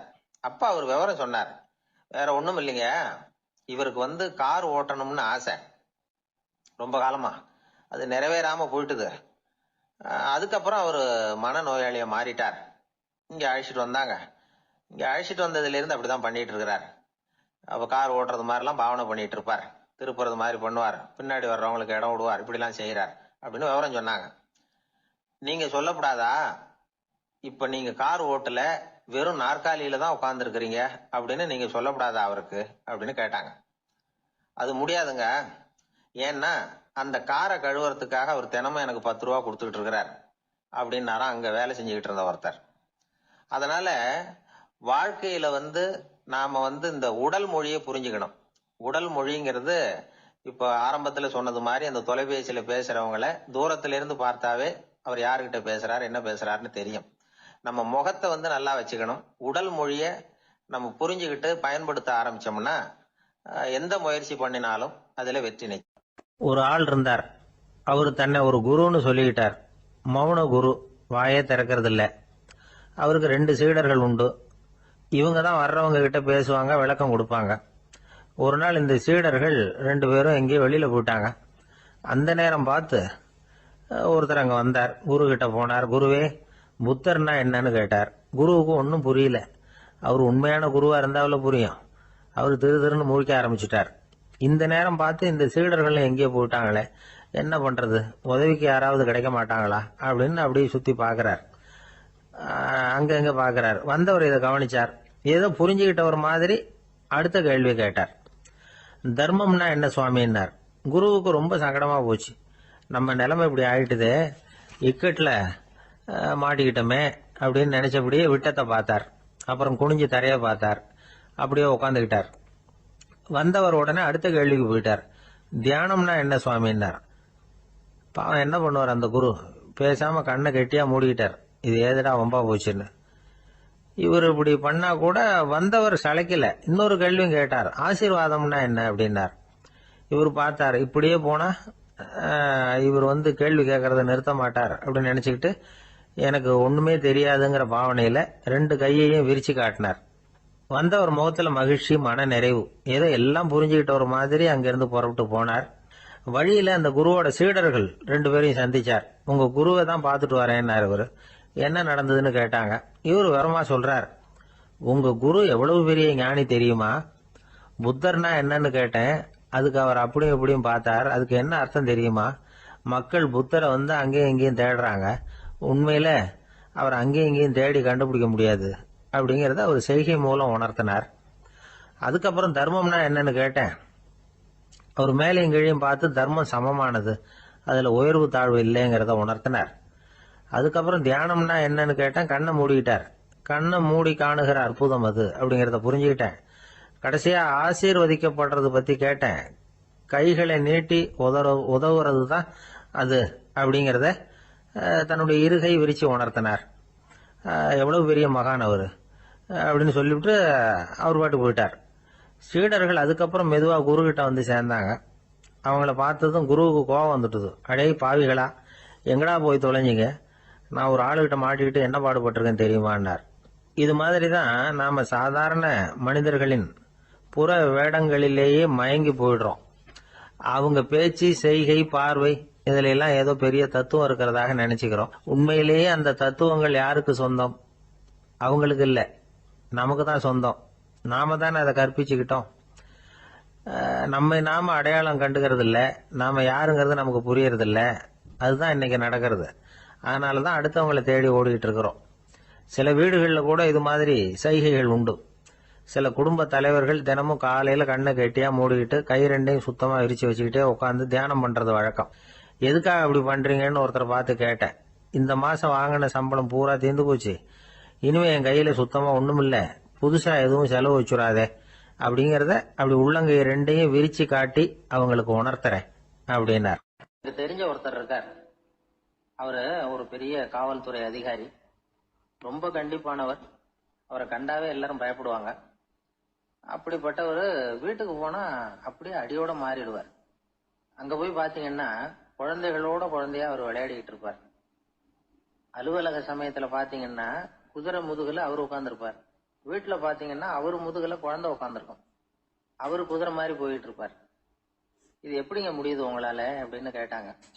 அது ஒண்ணுமில்ல, இங்க வீட்டுக்கு வந்த உடனே என்னோட மனசை தனியா எடுத்து வச்சிருவேன் அப்படின்னார். அது என்னங்க உங்க சட்ட பயிலியா இருக்குது மனசு, அது தனியா எடுத்து வைக்கிறதுக்கு அப்படின்னு கேட்டாங்க. அப்படி இல்லைங்க, இது ஒரு பயிற்சி, மனப்பயிற்சி, அவ்வளவுதான் அப்படின்னார். இப்படி சமயம் பார்த்து மனசை தனியா வச்சுவிட தெரிஞ்சவங்க வாழ்க்கையில எப்பவும் உற்சாகமா இருப்பாங்க அப்படிங்கிறது பெரியவங்க கருத்து. ஒரு டாக்டர் ஆஸ்பத்திரியில இருக்கிற வரைக்கும் டாக்டரா இருக்கலாம். அவர் மனைவிகிட்டையும் அவர் டாக்டரா இருக்க வேண்டிய அவசியம் இல்லை. ஒரு வக்கீல் கோர்ட்ல இருக்கிற வரைக்கும் வக்கீலா இருக்கலாம். வீட்டுக்கு வந்ததுக்கு அப்புறமும் வக்கீலா இருக்க வேண்டிய அவசியம் கிடையாது. வீட்டுல குழந்தைகள் கிட்ட விளையாடும் பொழுதும் அதுகள்கிட்ட ஃபீஸ் கேட்டுட்டு இருக்க கூடாது. நாம எப்படி இருக்கணும்னு பெரியவங்க சொல்றாங்கன்னா, மனசோட சேரப்படாதான். அப்படி சேராம வாழ்க்கையை கவனிக்கணுமா. மனசை அப்படியே தனியா எடுத்து பக்கத்துல வச்சுடணும். அப்படின்னா அதை அப்படியே தூக்கி எறிஞ்சுடு அப்படின்னு அர்த்தம் இல்லை. ஏன்னா மனசுங்கிறது நமக்கு உபயோகப்படக்கூடிய ஒண்ணுதான். எப்ப அது தேவையோ அப்பப்போ எடுத்து உபயோகப்படுத்திக்கணும். தேவைப்படுறப்போ எடுத்து கண்ணாடியை மாட்டிக்கிறோம்ல, படிக்கும் பொழுது கண்ணாடி தேவைப்படுதோ எடுத்து மாட்டிக்கிறோம் இல்லையா, அது மாதிரி கணக்கு போடுறதுக்கு மனசு தேவை. கடைக்கு போய் ஒரு பொருள் வாங்குறோம், காசு கொடுக்குறோம், மீதி சில்லறை சரியா இருக்கா அப்படின்னு எண்ணி பார்த்து வாங்க வேண்டியிருக்கு. அந்த சமயத்துல மனசை எடுத்து தனியா வச்சுட்டேன் அப்படின்னு சொல்லிட்டு இருக்க கூடாது. பரீட்சைக்கு படிக்க வேண்டியிருக்குது, படிச்சதையெல்லாம் அப்படியே நினைவுல வச்சுக்க வேண்டியிருக்கு. அந்த சமயத்துல மனசை தூக்கி எறிஞ்சுட்டேன் சார் அப்படின்னு சொல்லிட்டு இருக்க கூடாது. அப்படி சொன்னா பரீட்சை நம்மளை தூக்கி எறிஞ்சிடும். அதனால தேவைப்படுறப்போ மனசை உபயோகப்படுத்தணும், தேவையில்லாதப்போ அது தனியா ஓய்வு எடுத்துக்க விட்டுடணும். இப்படி நாம பழக்கப்படுத்திக்கிட்டா வாழ்க்கைங்கிறது நமக்கு புதுசா தெரியுமா. மனசுக்கும் ஒரு சக்தி கிடைக்கும். எந்திரங்களுக்கு ஓய்வு கொடுக்கற மாதிரி மனசுக்கும் ஓய்வு கொடுக்கணும், இல்லைன்னா அது களைச்சு போயிடும். குழந்தைகள் மனசை சுமந்துகிட்டு இருக்கிறது இல்ல. இது முதியவர்கள் குழந்தைகள் கிட்ட இருந்து கத்துக்க வேண்டிய ஒரு பாடம். ஆனாலும் இந்த கால குழந்தைகள் கிட்ட ரொம்ப எச்சரிக்கையா இருக்க வேண்டியிருக்கு. ஒரு தாத்தாவும் பேரனும் விளையாடிக்கிட்டு இருக்கிறாங்க. தாத்தா எனக்கு சைக்கிள் ஓட்ட கத்து கொடு அப்படிங்கிறான் பேரன். சைக்கிள் உயரம் கூட இல்ல, அதுக்குள்ள சைக்கிள் ஓட்டணுமா அப்படின்னாரு தாத்தா. ஏன் தாத்தா, ரயில் ஓட்டுறாரு, அவர் என்ன ரயில் நீளமா இருக்கார் அப்படின்னு கேட்டானா அந்த பையன். அவருடைய சீடர்கள் கொஞ்சம் பேர் ஒரு பாதை வழியா நடந்து போயிட்டு இருக்கிறாங்க. வழியில ஒரு ஆறு, அதை கடக்க வேண்டி இருந்தது. ரொம்ப ஆழம் கிடையாது. அதனால எல்லாரும் இறங்கி நடக்க ஆரம்பிச்சாங்க. அப்போ அந்த குரு சொன்னாராம், ஞானம் பெற்றவன் ஆற்றை கடக்கும் போது அவனுடைய கால்கள் ஒருபோதும் நனையாது அப்படின்னாராம். இத கேட்டது சீடர்களுக்கு ஒன்றும் புரியல. அவங்க எல்லாரும் குழம்பி போயிட்டாங்க. ஞானம் பெற்றவர்கள் காலு தண்ணீர்ல நனையாதுன்னு சொல்றாரே நம்ம குரு, ஆனா இவரு கால் இப்ப தண்ணீர்ல நனையுதே அப்படின்னா இவருக்கு இன்னும் ஞானம் கிடைக்கலன்னு அர்த்தமா? இப்படி எல்லாம் யோசிக்க ஆரம்பிச்சுட்டாங்க. ஒரு சீடன் மெதுவா கேட்டுட்டான், சுவாமி, ஞானியின் பாதங்கள் ஒருபோதும் நனையாது அப்படின்னு சொல்றீங்க, ஆனா உங்களுடைய பாதங்கள் நனைஞ்சிருக்குதே அப்படின்னா. முட்டாளே, நனைஞ்சிருக்கிற பாதங்கள் என்னுடையது இல்லைன்னார் குரு. அவரு சொல்றது சரிதான், அதுல ஒன்னும் குழப்பம் இல்லை. அந்த தண்ணீர் அவரை தொட முடியாது. குரு என்ன சொல்றாரு தெரியுமா? எதுவும் என்ன தொட முடியாது, ஏன்னா நான் இல்லை அப்படிங்கிறார். நானே இல்லைங்கிறப்போ எதுவும் என்ன தொட முடியாது. இந்த கால் என்னுடையதுங்கிற நினைப்பு இருந்தா தானே தண்ணீர் அதை தொடர்றது எனக்கு தெரியும். நீங்க ஒரு குருவோட தொடர்பு கொள்ளுகிற போது ஒன்னு ஞாபகத்துல வச்சுக்கணும். அவர் யாராகவும் இல்லாத ஒருத்தர், அதாவது நோபடி. நீங்க தொடர்பு கொள்றது ஒரு ஸ்தூல பொருளோட அல்ல, ஒரு தோற்றத்தோட மட்டுமே. இதெல்லாம் பெரியவங்க பேசுற பேச்சு. அந்த அளவுக்கு நான்கிற உணர்வே இல்லாம இந்த உலகத்துல நம்மால வாழ முடியுமா? அது நடைமுறை சாத்தியமா? பற்றில்லாமல் வாழணும்னு பல பேர் அறிவுரை சொல்றாங்க. நம்ம லெவல்ல நாம குறைஞ்சபட்சம் பேராசை இல்லாம வாழ கத்துக்கிட்டா போதும். ஒருத்தன் நிலத்தை உழுதுகிட்டு இருந்தான். ஏற்கால ஏதோ தட்டுப்பட்ட மாதிரி தெரிஞ்சது. என்னன்னு பார்த்தான், அழகான சிலை ஒண்ணு கிடைச்சது. நல்ல விலைக்கு இதை விற்க முடியும். அதை அப்படியே மறைச்சு வச்சிருந்து பொழுது சாஞ்ச உடனே யாருக்கும் தெரியாம வீட்டுக்கு கொண்டுட்டு வந்துட்டான். வீட்டுல இருந்த மனைவி மக்கள்லாம் ஆளாளுக்கு ஒரு கற்பனை செய்ய ஆரம்பிச்சுட்டாங்க. இந்த சிலையை வித்து கிடைக்கிற பணத்துல பெருசா வீடு ஒண்ணு கட்டணும் அப்படிங்கிற நினைப்பு மனைவிக்கு. கழுத்து நிறைய நகை பண்ணி போட்டுக்கணுங்கிற கற்பனை மகளுக்கு. ஒரு நல்ல கார் வாங்கி அதுல உட்காந்து ஊர் சுத்தணுங்கிற ஆசை மகனுக்கு. இப்படி வீட்டுல இருந்த ஒவ்வொருத்தரும் ஒவ்வொரு விதமான கற்பனை சந்தோஷத்துல மிதந்துகிட்டு இருக்கிறாங்க. ஆனா அந்த புதையல எடுத்துக்கிட்டு வந்தானே, அவன் மட்டும் ரொம்ப சோகமா ஒரு மூலையில உட்காந்துருக்கிறான். என்னாச்சு உங்களுக்கு, ஏன் இப்படி என்னத்தையோ பறி கொடுத்த மாதிரி உட்காந்துருக்குறீங்க அப்படின்னு கேட்டாங்க வீட்டுக்காரம்மா. இதுக்கு அவன் மெதுவா தலையை தூக்கி பதில் சொல்றான். அந்த நாள்ல காணாம போனது 18 சிலைகள் அப்படின்னு என்னுடைய பாட்டனார் சொல்லுவார். இன்னும் 17 சிலைகள் எங்க புதைஞ்சு கிடக்குதோ தெரியலையே அப்படின்னு பெருமூச்சு விட்டான். ஆசைப்படுறதுல தப்பு இல்லை, ஆனா அந்த ஆசை தேவைக்கு தகுந்த மாதிரி இருக்கணும். தேவைக்கு மீறிய ஆசைகள் இருக்கு பாருங்க, அது தேவையில்லை. இந்த கருத்தை வலியுறுத்தது மாதிரி ஒரு கதை உண்டு. தேவேந்திரனுக்கு திடீர்னு வீடு கட்டணும்னு ஒரு ஆசை வந்துதான். வீடுன்னா நாம கட்டுற மாதிரி இல்லை. தேவேந்திரன் வீடுன்னா சும்மாவா? ஒரு பிரம்மாண்டமான அரண்மனை கட்டணும். அது மாதிரி இந்த 3 லோகத்திலேயும் ஒரு அரண்மனை கிடையாது அப்படின்னு எல்லாரும் சொல்லணும். இது அவனோட ஆசை. உடனே தேவ தச்சரான விஸ்வகர்மாவை கூப்பிட்டான், உத்தரவு போட்டான். விஸ்வகர்மா தன்னுடைய உதவியாளர்களை எல்லாம் கூப்பிட்டு ஒன்னா சேர்த்துக்கிட்டார். படாத பாடுபட்டு ஒரு பெரிய அரண்மனையை கட்டி முடிச்சார். கட்டி முடிக்க 1000 வருஷம் ஆச்சு. தேவேந்திரன் பார்க்கறான். அவனுக்கு திருப்தி ஏற்படலை. என்னுடைய அந்தஸ்துக்கு இது ரொம்ப சாதாரணமான கட்டிடம், இதை விட இன்னும் பெருசா கட்டு அப்படின்னா. தேவ தச்சர் திணறி போயிட்டார். அவரால் அதுக்கு மேல எதுவும் செய்ய முடியல. என்ன பண்றதுன்னு யோசனை பண்ணார். நேரா நாரதர் காலில் போய் விழுந்தார். நீங்க தான் என்ன இந்த பிரச்சனையிலேருந்து காப்பாற்றணும்னார். நாரதர் யோசனை பண்ணார். சரி கவலைப்படாதேன்னார். நேரா இந்திரன் கிட்ட போனார். இந்திரன் நாரதரை பார்த்த உடனே வாங்கன்னு கூட்டிட்டு போய் அரண்மனையை காட்டினான். இது மாதிரி ஒரு அரண்மனையை நீங்க வேற எங்கேயாவது பார்த்துருக்கிறீங்களா அப்படின்னு ரொம்ப பெருமையா கேட்டான். நான் பார்த்ததில்லை, ஆனா என்னை விட வயசுல மூத்தவர் மகரிஷி லோமேசர், அவர் ஒரு வேளை பார்த்துருக்கிறாரா என்னமோ அப்படின்னார். உடனே அவரை மனசுல நினைச்சு தியானம் பண்ணினார். அடுத்த கணம் லோமேசர் அங்க வந்தார். இடையில ஒரு சின்ன துண்டு, கையில ஒரு கமண்டலம், தலையில ஒரு பாய், அவ்வளவுதான் அவர்கிட்ட இருந்தது. எதுக்காக தலையில எந்த பாய் அப்படின்னு கேட்டான் இந்திரன். என்ன மாதிரி அற்ப ஆயுள் உள்ள ஒரு ஜீவன் தனியா வீடு கட்டிக்கிட்டு திண்டாடணுமா? இந்த பாய் தான் ஒரு வீடு மாதிரி எனக்கு நிழல் கொடுக்குது அப்படின்னார் அவர். என்னது, உங்களுக்கு அவ்வளவு கொஞ்சமான ஆயுளா அப்படின்னு ஆச்சரியத்தோட கேட்டான் இந்திரன். ஆமா, இதை பாரு, என்னுடைய மார்புல ஒரு பொற்காசு அளவுக்கு ரோமம் உதிர்ந்துட்டுது. எப்ப என் உடம்புல உள்ள எல்லா ரோமமும் உதிர்ந்துருமோ அப்ப என்னுடைய ஆயுள் முடியும் அப்படின்னார். எப்ப அந்த ரோமங்கள் பூரா உதிரும்னு கேட்டான் இவன். ஒரு பிரம்மா மறைஞ்சதும் ஒரு ரோமம் உதிரும். என் உடம்புல உள்ள ரோமங்களின் எண்ணிக்கை எவ்வளவோ அவ்வளவு பிரம்மாக்கள் தோன்றி அவங்க ஆயுள் முடியும் பொழுது என் உடம்புல உள்ள ரோமங்கள் பூரா உதிரும் அப்படின்னார். அப்படின்னா ஒரு பிரம்மாவோட ஆயுள் எவ்வளவு காலம்னு கேட்டான். ஒரு பிரம்மாவுக்கு 100 தேவ வருஷம். ஒவ்வொரு தேவ வருஷத்துக்கும் 365 தேவ நாள். ஒவ்வொரு தேவ நாள்லயும் ஒன்ன மாதிரி 14 இந்திரர்கள் தோன்றி மறைகிறாங்க அப்படின்னு மகரிஷி லோமேசர் சொல்றார். இதை கேட்டதும் இந்திரன் ஆடி போயிட்டான். அவ்வளவு ஆயுள் உள்ள இவரே அற்ப ஆயுள்னு சொல்றார். நான் என்னுடைய ஆயுளை பெருசா நினைச்சுக்கிட்டு பிரம்மாண்டமான அரண்மனை கட்டணும்னு ஆசைப்படுறேனே அப்படின்னு நினைச்சான். எனக்கு வீடு கட்டின வரைக்கும் போதும்னு விட்டான். அதனால நாமெல்லாம் நம்முடைய தேவைக்கு தகுந்த மாதிரி ஆசைப்படுறது தான் நியாயம். ஆனால் அப்படியே நடந்துக்கிறோம். மனுஷன் கடவுளையே ஏமாத்தி காசு வாங்கறதுக்குள்ள ஆசைப்படுறான். ஒருத்தன் கடவுளை நினைச்சு தவம் இருந்தான். கடவுள் நேரில் வந்தார். தேவலோகத்தில் ரூபாய்க்கெல்லாம் என்ன மதிப்புன்னு கேட்டான். அங்கெல்லாம் ரூபாய்ங்கிறது உங்கள் பணத்தில் 1,00,00,000 ரூபாய்க்கு சமம். அதாவது தேவலோகத்தில் 1 ரூபான்னா இங்கே 1,00,00,000 ரூபா. அது மாதிரி எங்களுக்கு ஒரு நாளுங்கிறது உங்கள் கணக்கில் 1,00,00,000 வருஷத்துக்கு சமம் அப்படின்னார் கடவுள். அப்படின்னா எனக்கு நீங்கள் அதிகமாக எதுவும் தர வேணாம், உங்கள் கணக்குப்படி ஒரே 1 ரூபா கொடுங்க, அது போதும்னா இவன் ரொம்ப சாமர்த்தியமா. கடவுள் யோசனை பண்ணார். அது ஒன்றும் கஷ்டம் இல்லை, 1 ரூபா தானே கேட்குற, கொடுத்துட்றேன். ஆனால் இப்போ வரும்பொழுது நான் எடுத்துக்கிட்டு வரல, எங்கள் கணக்குப்படியே 1 நாள் பொறுத்துக்க பணத்தோடு வந்துடுறேன் அப்படின்னு சொல்லிவிட்டு பறந்து போயிட்டார். ஒரு நாள் ஒரு தகப்பனார் தன்னுடைய பிள்ளைய அழைச்சிட்டு வந்தார். சார், இவன் சரியாக படிக்க மாட்டேங்கிறான், பெரியவங்களை மதிக்க மாட்டேங்கிறான், நீங்கள் கொஞ்ச நாள் இவனுக்கு குருவாக இருந்து நல்ல விஷயங்களை சொல்லி கொடுத்தா தேவையில்லைன்னார்.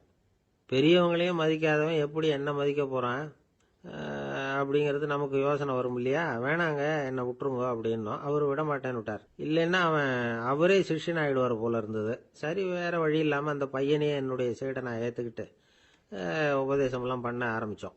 அதாவது குரு பக்தின்னா அது எப்படி இருக்கணுங்கிறத பற்றி சொல்லி கொடுத்தோம் அவனுக்கு. சதமகர் அப்படின்னு ஒரு குரு இருந்தார். அவருக்கு ஒரு சீடர். அவன் பேர் துளசி சைதன்யன், நைஷ்டிக பிரம்மச்சாரி. தன்னுடைய குருவுக்கு எந்த நேரத்தில் எது தேவைங்கிறத புரிஞ்சுக்கிட்டு சேவை செய்கிறவன். ஆனால் இவனை பற்றி மற்ற சீடர்களுக்கு பொறாமை வந்துட்டுது. இவன் மட்டும் இப்படி இருக்கானேன்னு உடனே குரு கிட்ட போய் கோல் மூட்டினாங்க. அவன் சரியில்லை, அவன் நடந்துக்கிறது சரியில்லை, அப்படி இப்படின்னு எதையாவது சொல்லி. இருந்தாலும் இதையெல்லாம் அந்த குரு நம்பலை. அவருக்கு தெரியும் யார் யார் எப்படின்னு. துளசி சைதன்யன் பெருமையை மற்ற சீடர்களுக்கு உணர்த்தணும் அப்படின்னு நினைச்சார். அதுக்கு ஒரு வழி பண்ணார். ஒரு நாள் சீடர்களை எல்லாம் கூப்பிட்டுக்கிட்டு ஒரு காட்டு வழியாக போய்கிட்டு இருந்தார்.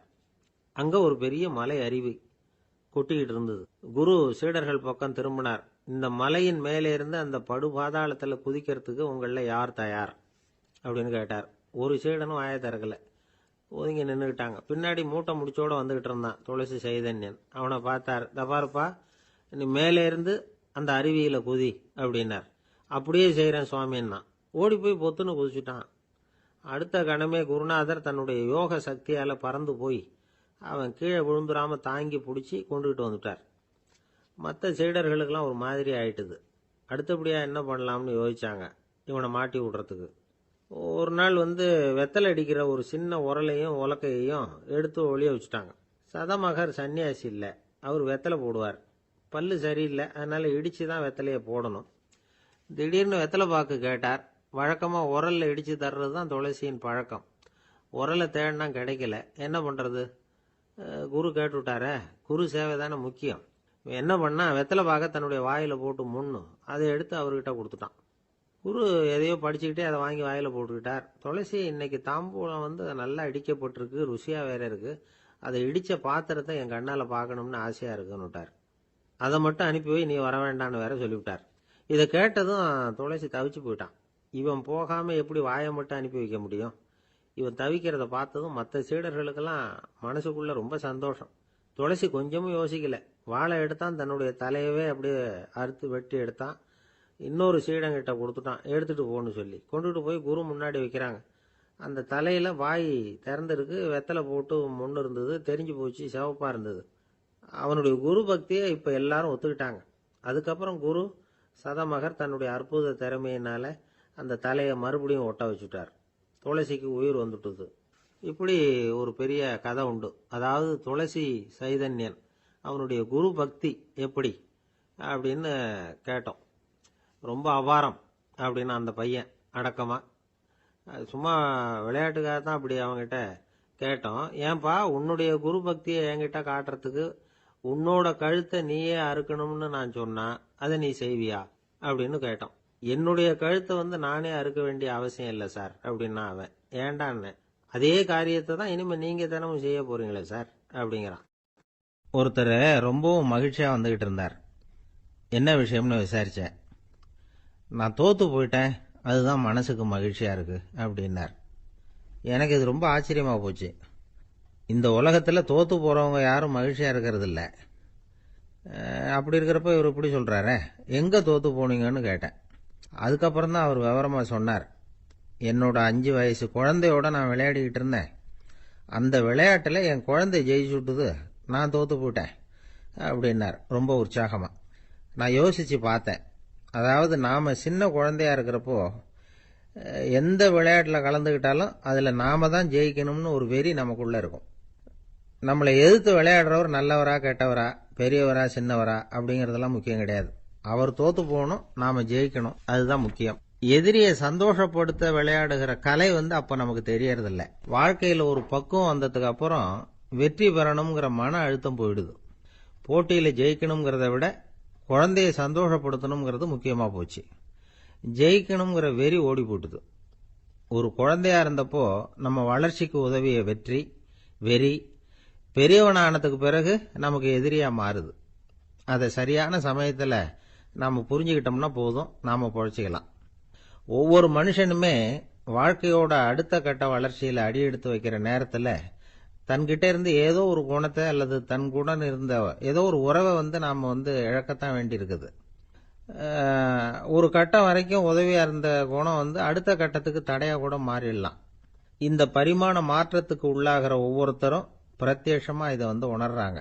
ஆனா பல பேர் எப்படின்னா பழசை திறந்துட்டு புதிய கொள்கைகளை உருவாக்கிக்கிறதுக்கு இஷ்டம் இல்லாம இருந்துடுறாங்க, அல்லது அப்படி செய்ய முடியாம தவிக்கிறாங்க.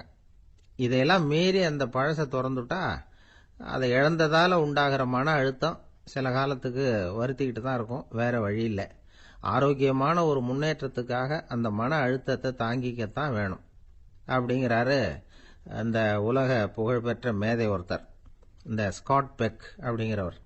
பிறந்த நாள் முதல் இதுதான் சரி அப்படின்னு கற்பிக்கப்பட்டு வந்த ஒவ்வொரு தத்துவத்தையும் தங்களுடைய வளர்ச்சிக்கு தகுந்த மாதிரி மாற்றி அர்த்தப்படுத்தி கொள்ள முடியாமல் வாழ்க்கை சூழல்ல அப்படியே அரைப்பட்டு தூளாகிறவர்கள் தான் ரொம்ப தவிக்கிறாங்களாம்.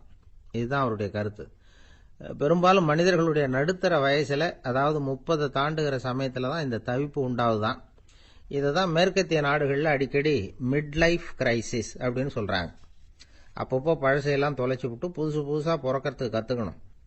ஒவ்வொரு நிமிஷத்தையும் அந்த நிமிஷத்துக்கு ஏற்ற சித்தாந்தம் கொண்டவர்களாக சந்திப்போம் அப்படிங்கிறார் அந்த உளவியல் நிபுணர். இப்படி பழகிக்கிட்டா வாழ்க்கை இன்பமயம், இல்லைன்னா தவிப்பு மயம்தான். பழசை தொலைக்க முடியாதவர்கள்ல எத்தனையோ பேர் உண்டு, எத்தனையோ ரகம் உண்டு. அதுல வேடிக்கையான நண்பர்களும் உண்டு. ஒருத்தர் நண்பர் வீட்டுக்கு போனார். அவர் ஏதோ இனிப்பு பலகாரம் கொடுத்து சாப்பிட சொல்லியிருக்கிறாங்க அவங்க வீட்டில். இவர் சாப்பிட்டு பார்த்துட்டு சொன்னாராம், சார் 6 மாசத்துக்கு முன்னாடி ஒரு தடவை இங்க வந்தேன், அப்போ ஒரு இனிப்பு பலகாரம் கொடுத்தீங்க, அது இதை விட நல்லா இருந்தது சார் அப்படின்னாராம். அப்ப செஞ்ச அதே இனிப்பு பலகாரம் தான் சார் இதுவும் அப்படின்னாராம் அவர். 9வது பாடல். தூமணி மாடத்து சுற்றும் விளக்கெரிய தூபம் கமழ துயிலணை மேல் கண் வளரும் மாமன் மகளே, மணிக்கதவும் தாழ்த்திரவாய் மாமீர் அவளை எழுப்பீரோ, உன்மகள்தான் ஊமையோ அன்றிச் செவிடோ அனந்தலோ ஏமப் பெருந்துயில் மந்திரப்பட்டாளோ, மாமாயன் மாதவன் வைகுந்தன் என்றென்று நாமும் பலவும் நவின்றேலோர் எம்பாவாய். அப்பழுக்கற்ற தூய்மையான பரிசுத்தமான மாட மாளிகைகளைச் சுற்றிலும் 4 பக்கங்களிலும் விளக்குகள் ஒளிவிட்டு பிரகாசித்து எரிந்து கொண்டிருக்கவும், அம்மாளிகையைச் சுற்றிலும் அயில் சந்தனம் போன்ற வாசனைப் பொருள்களின் நறுமணம் எங்கும் கமழவும், நல்ல பஞ்சடைத்த மெத்தையில் கண்ணுறக்கம் கொள்ளும் எங்கள் மாமன் மகளே, மாணிக்கங்கள் பதிக்கப் பெற்ற உன் வீட்டு கதவின் தாழ்பாளை திறக்க மாட்டாயா? திறந்து விரைவில் எங்களுடன் சேர்ந்து கொள்ள மாட்டாயா? மாமிகளே, நீங்களாவது அவளை எழுப்பிவிட மாட்டீர்களா? விடிந்து எவ்வளவு நேரமாகிவிட்டது, நாங்கள் இவ்வளவு நேரம் அவளை அழைத்து கொண்டிருக்கிறோமே, அவளுக்கு என்ன ஆயிற்று?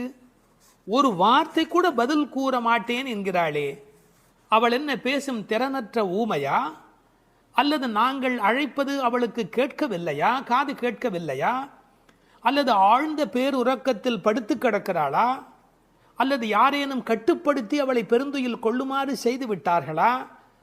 அல்லது ஏதேனும் மந்திரம் மாயம் செய்திருக்கிறார்களா? அதன் வசம் கட்டுப்பட்டு இப்படி பேருறக்கம் கொண்டு கிடக்கிறாளே. நாங்கள் அந்த மாமாய செயல்களில் வல்லவனும் மிகுந்த தவமுடைய இலக்குமியின் கணவனும் வைகுண்டத்திற்கு அதிபதியுமான நாராயணன் பெயரை திரும்ப திரும்ப சொல்லி பக்தி பரவசத்தில் ஈடுபட்டு அவளை அழைக்கிறோமே, அவள் ஏன் இன்னும் எழுந்து வந்து கதவை திறந்து எங்களுடன் சேர்ந்து இறைவன் திருப்பெயரை சொல்லி வழிபட மாட்டேன் என்கிறாள்? நீங்களாவது கேட்டுச் சொல்லுங்களேன் என்கிறார்கள். இந்த பாடலின் திரண்ட பொருள் இது. தூமணி மாடத்து சுற்றும் விளக்கெரிய. விளக்கு எரிப்பதற்கே நிறைய செல்வம் இருக்க வேண்டும். இது சீர்மல்கும் ஆய்பாடி செல்வச் சிறுமியர்கள் வாழுகிற இடம்.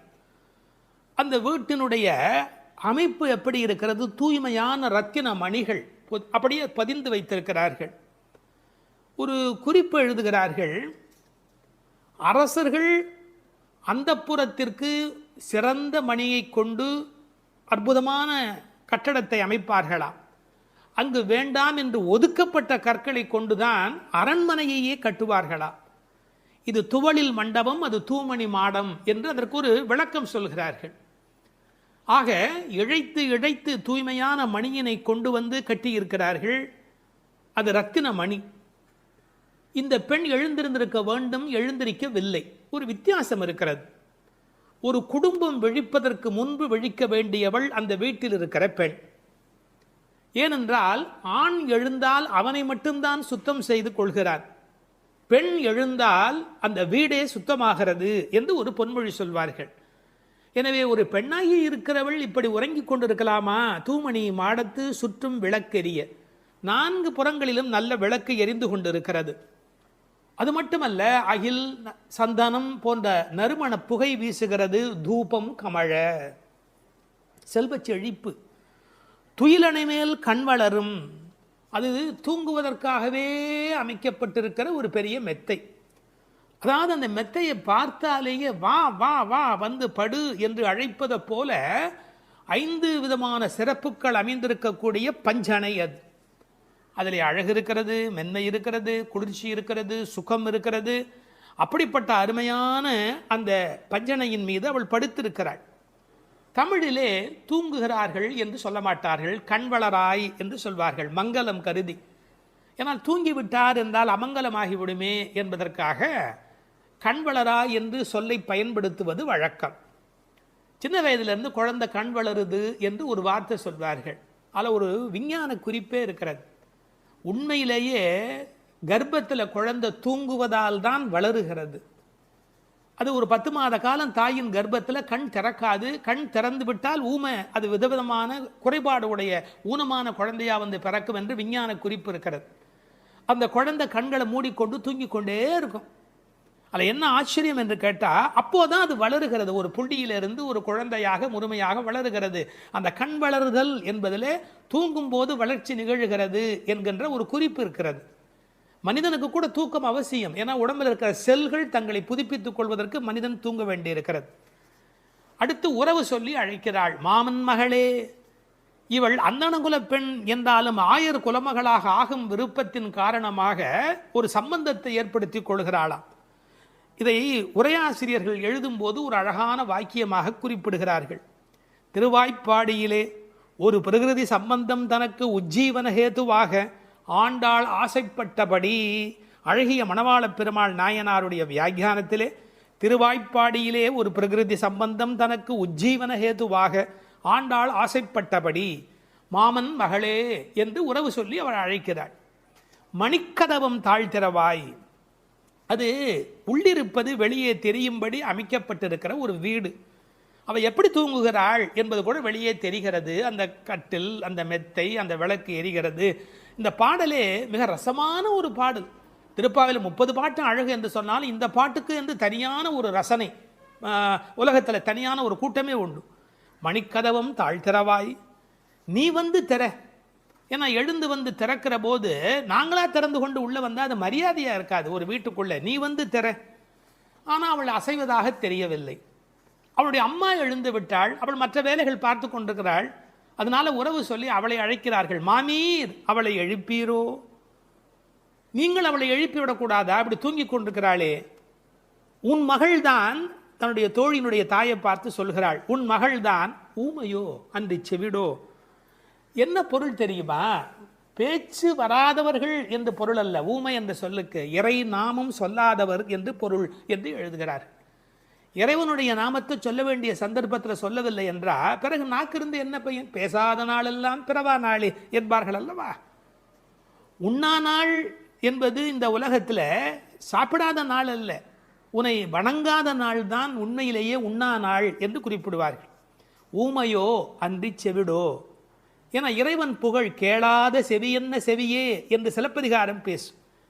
இந்த பெருமானுடைய புகழை நாங்கள் சொல்லுகிறோம், அவள் காதிருந்தும் கேட்கவில்லையே. நேற்று வரை நன்றாக பேசினாளே, இன்று என்ன ஊமையாகிவிட்டாளா? அழைப்பு அவள் காதில் போய் விழவில்லையா? அல்லது இரண்டுமே அவளுக்கு இணைந்து விட்டதா? சோம்பல் வயப்பட்டாளா?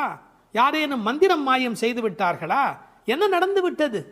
ஊமையோ அன்றி செவிடோ மாமாயன் மாதவன் வைகுந்தன் என்றென்று நாமும் பலவும் நவின்றேலோர் எம்பாவாய். ஏன்னா மந்திர துயில் பட்டாளே, இப்படி அவள் பிடிவாதமான ஒரு தூக்கத்தில் போய் மாட்டிக்கொண்டு இருக்கிறாளே. நாங்கள் அழைக்கிறோம், எதை சொல்லி அழைக்கிறோம்? மாமாயன், மகா மாயையில் வல்லவனாகிய பெருமான். மாதவன், நம்முடைய சாதாரண தவம் அல்ல, எல்லா தவங்களுக்கும் அப்பாற்பட்ட பெரும்பொருள். அந்த தவத்தால் அடைய வேண்டியவன் கருணையினால் தானாகவே நம்மிடத்தில் வருவதால் அவன் மாதவன். வைகுந்தத்தில் இருக்கிறவன் என்றாலும் கருணை காரணமாக ஒவ்வொரு கோயிலிலும் அர்ச்சாவதாரத்தில் எழுந்தருளி இருக்கின்றவன். வைகுண்டபதி என்றாலும் இந்த பூமிக்கு கிடைக்கிறவன். வைகுந்தன் என்றென்று நாமும் பலவும் நவின்று. உண்மையிலேயே திருப்பாவையினுடைய நோக்கமே இறைவனுடைய நாமத்தை பல வகையில் சொல்வது. இறைவனுடைய நாமத்துக்கு மிகுந்த சக்தி அதிகம். கட்டிப்பொன் போலே அவன், பணிப்பொன் போலே திருநாமம் என்று உரை எழுதுவார்கள். அதாவது தங்கத்தில் ஒரு பெரிய கட்டி இருந்தால் கூட அதை வைத்துக்கொண்டு என்ன பண்ணுவது? ஆனால் பணிக்கப்பட்ட பொன், வளைக்கப்பட்ட பொன்னாக இருந்தால் அது பல சமயத்தில் ஆபத்துக்கு உதவும். ஒரு மோதிரமாக இருந்தால் அடகு கடையில் வைத்து கூட ஒரு ஆபத்திலேருந்து வெளியில் வரலாம். இறைவன் வைகுந்தத்திலே இருக்கிறான் என்று சொன்னால் கட்டிப்பொன் போலே, ஆனால் பணிப்பொன் போலே அவனுடைய திருநாமம், நாமம் பலவும். இன்னும் கூட நிறைய விளக்கங்கள் சொல்வார்கள். இறைவனுடைய நாமம் இறைவனை விட செல்வாக்கு உடையது என்று. ஒரு வங்கிக்கு போகிறோம், செக்கில் கையெழுத்து போட்டு கொடுத்தா நம்ம கையெழுத்துக்கு தான் அதிக பலம் இருக்குமே ஒழிய நாமே போய் நின்று கொண்டு பணம் கொடுன்னு கேட்டால் கூட கொடுக்கறதுக்கு யோசிப்பா. எப்படி கொடுப்பார்கள்? கையெழுத்துக்கு அவ்வளோ பெரிய சக்தி இருக்கிறது. அதுபோல் நாமும் இறைவனை காட்டிலும் வலிமை உடையது என்று ஒரு குறிப்பு சொல்வார்கள். ஒரு சின்ன வரலாறு. காஞ்சி மகா சுவாமிகள் உடல்நலக் குறைவு மாதிரி ஜுரத்தில் இருக்கிறார்கள். மருத்துவர் வர சொன்னார்கள். அவர் உடனே மருந்தெல்லாம் கொடுக்க வேண்டி இருக்குமோ என்ற எண்ணத்தில் அவர் வந்தார். உன்னை யார் இப்படியெல்லாம் வர சொன்னா? நீ உட்கார், நான் இப்போ என்னுடைய டெம்பரேச்சர் எடுத்துக்கோ, விஷ்ணு சஹஸ்ரநாமம் சொல்ல போகிறேன், சொல்லி முடிச்சதுக்கப்புறம் டெம்பரேச்சர் எப்படி இருக்கு பார் அப்படின்னு சொல்லிட்டு விஷ்ணு சஹஸ்ரநாமம் சொல்லுவதற்கு முன்பு ஜுரம் இருந்தது. சொல்லி முடித்த பிறகு ஜுரம் இல்லவே இல்லை. உன்னை எதுக்கு தெரியுமா கூப்பிட்டேன்? மருந்து கொடுத்து தான் இதை காப்பாற்றணுங்கிறது இல்லை, விஷ்ணு சஹஸ்ரநாமம் சொன்னாலேயே ஜுரம் போயிடும்னு தெரிஞ்சுக்கோ என்று ஒரு செய்தி சொன்னதாக ஒரு வரலாறு உண்டு. அவனுடைய நாமம் எல்லா நோய்களையும் போக்கக்கூடியது. அந்த நாமம் பலவும் நவின்றேலோர் எம்பாவாய். அந்த நாமங்களை நாம் வாய் திறந்து பாடுவோம் என்பதாக இந்த பாட்டு நிறைவு பெறுகிறது. திருப்பாவை 7ஆம் பாடல். நாயகப் பெண் பிள்ளையை எழுப்புகிறார்கள். கீசு கீசென்று எங்கும் ஆனை சாத்தன் கலந்து பேசின பேச்சரவம் கேட்டிலையோ பேய்ப் பெண்ணே, காசும் பிறப்பும் கலகலப்ப கைவேர்த்து வாசன் அருங்குழல் ஆய்ச்சியர் மத்தினால் ஓசைப்படுத்த தயிர் அரவம் கேட்டிலையோ நாயகப் பெண் பிள்ளாய் நாராயணன் மூர்த்தி, கேசவனைப் பாடவும் நீ கேட்டே கிடத்தியோ தேசமுடையாய் திரவேலோர் எம்பாவாய். எங்கள் குழுவுக்கு தலைவியானவளே, நல்ல அழகுடையவளே, கீசு கீசென்று ஆனைச்சாத்தன் பறவைகள் ஆணும் பெண்ணுமாய் தமக்குள் இன்பமாய் பேசிக்கொள்ளும் பேச்சு உன் காதில் விழவில்லையா? பொழுது விடிந்ததை அறியாமல் பேய்த்தூக்கம் தூங்குகிறாயே. நறுமணம் பொருந்திய குழல்களை உடைய ஆயர் மகளிர் அச்சுத்தாலியும் ஆமைத்தாலியும் ஒலிக்கும்படி தமது கைகளை மாற்றி மாற்றி மத்தினால் தயிர் கடையும் பெரிய ஒலி உன் காதில் விழவில்லையா? உயிர்களின் உள்ளும் புறமும் நிறைந்துள்ள நாராயணன், அழகிய வடிவை உடையவன், நமது ஆயர்பாடியில் கண்ணனாக வந்து தன்னை கொல்ல வந்த கம்சன் விடுத்த கேசி என்ற அரக்கனை கொன்று கேசவன் என்று பெயர் பெற்றவன். அவனது புகழை இந்த மார்கழி விடியற்காலையில் நாங்கள் பாடி வருவதை காதால் கேட்டும் கேளாதது போல் படுக்கையில் கிடக்கிறாயே. இது உன் பெருமைக்கு அழகல்ல, எழுந்து கதவை திற. இது பாடலின் திரண்ட பொருள். கரிச்சான் குஞ்சு, கரிக்குருவி, வலியன், செம்போத்து என்றெல்லாம் அழைக்கப்படுகிற அந்த குருவிகள் ஆனைச்சாத்தன் என்ற பெயருடையவை. அவை ஒன்றோடு ஒன்று கலந்து பேசுகிற போது கீசு கீசு என்று ஒலி எழுப்புகின்றன. பறவைகளுடைய ஒலி கிசு கிசு என்று இருந்தாலும் அது கிருஷ்ண கிருஷ்ண என்று சொல்லுவதைப் போல பக்தர்கள் காதில் விழுகிறது. ஒரு இயற்கை ஒலியை பாடலில் கொண்டு வந்து காட்டுகிறார் ஆண்டாள் நாச்சியார். இயற்கை எழிலை முழுமையாக படம் பிடிக்கிறார். ஏன்? Nature is the body language of the God the almighty. கடவுளின் உடல் மொழி எது என்று கேட்டால் இயற்கைதான் கடவுளின் உடல் மொழி. இந்த உலகம் பல சப்தங்களால் ஆனது. ஆனால் நமக்கு எந்த சப்தம் வேண்டுமோ அதைத்தான் நாம் கிரகித்துக் கொள்கிறோம். நமக்குரிய சப்தத்தை பிரித்தெடுப்பதுதான் வாழ்க்கையின் சூட்சமமே. வானொலி பெட்டியில் பாருங்கள், விதவிதமான அலைவரிசையில் பாடல் வரும், நாடகம் வரும், எத்தனையோ வரும், விளம்பரம் வரும். நீங்கள் எதை பிரித்து கேட்கிறீர்களோ அதுவே உங்களுக்குள் போகிறது. அதுபோல் பிரபஞ்சம் முழுவதும் பல்வேறு சப்தத்தால் நிறைந்திருந்தாலும் அவரவர்கள் அவரவருக்கு உரிய சப்தத்தை தான் எடுத்துக்கொள்ள முடியும். இந்த ஆனைச்சாத்தன் கலந்து பேசின பேச்சரவம் என்கிறாள். கணவன் மனைவி கூட பல வீட்டில் கலந்து பேசுவது இல்லை. ஆனால் இந்த பறவை பட்சிகளுடைய பண்பாடு காலையில் எழுந்தவுடன் மகிழ்ச்சியை வெளிப்படுத்துகின்றன. மனிதன் காலையில் எழுகிற போது மகிழ்ச்சியோடு எழ வேண்டும். நேற்று இரவு தூங்கினோம், அது ஒரு பெரிய விஷயம். இன்று காலை உயிரோடு எழுந்திருக்கிறோம், அதுவும் பெரிய விஷயம்.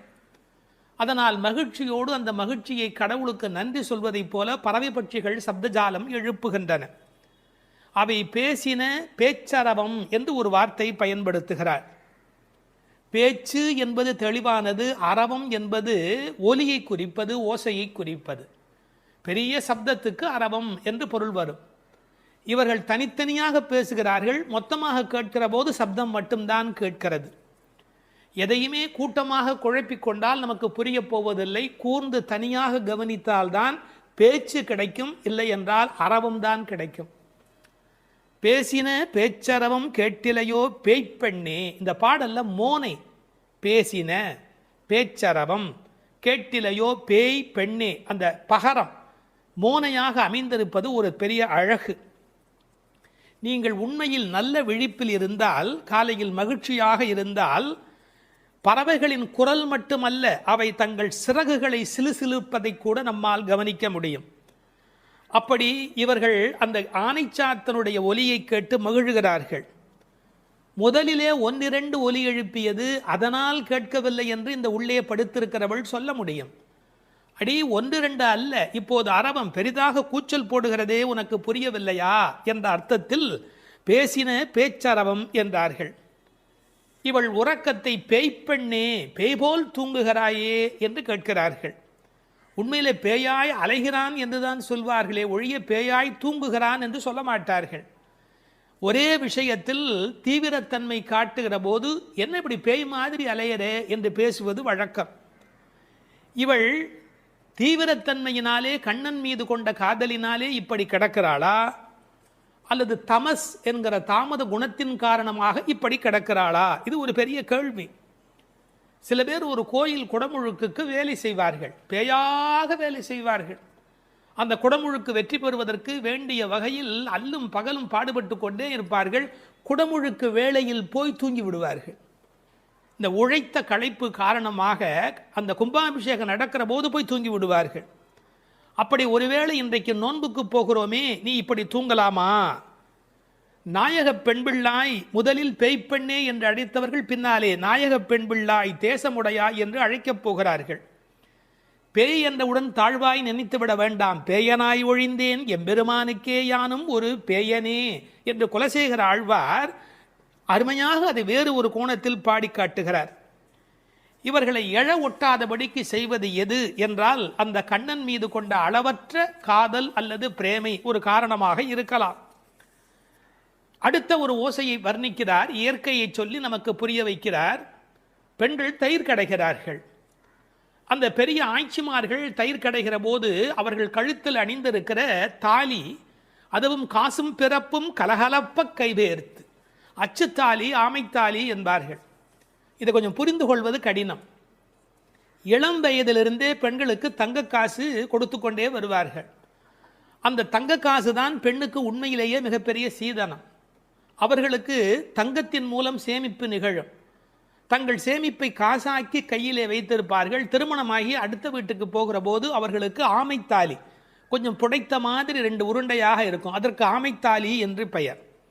அந்த காசும் பிறப்பும் அது ரெண்டையுமே கழுத்திலே கோர்த்து போட்டிருப்பார்கள். மஞ்சள் கயிற்றில் இந்த காசையும் மாட்டிக்கொள்வார்கள். அதன் பிறகு இந்த ஆமைத்தாலி என்கின்ற அந்த உருண்டையான தாலியையும் மாட்டிக்கொள்வார்கள்.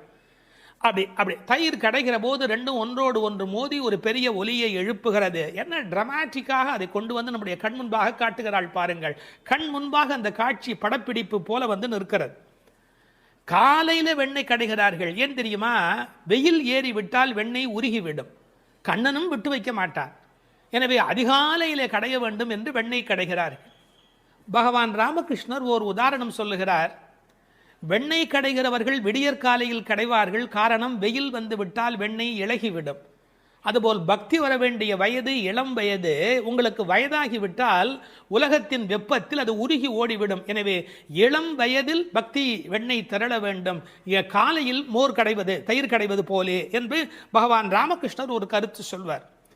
கை பேர்த்து கடைய முடியல, மலை மாதிரி வெண்ணெய், பார்க்கடல் மாதிரி பானை, எவ்வளவு நேரம் அந்த மத்தை போட்டு உருட்டி கொண்டே இருக்கிறது. கை மாற்றி கை பேர்த்து.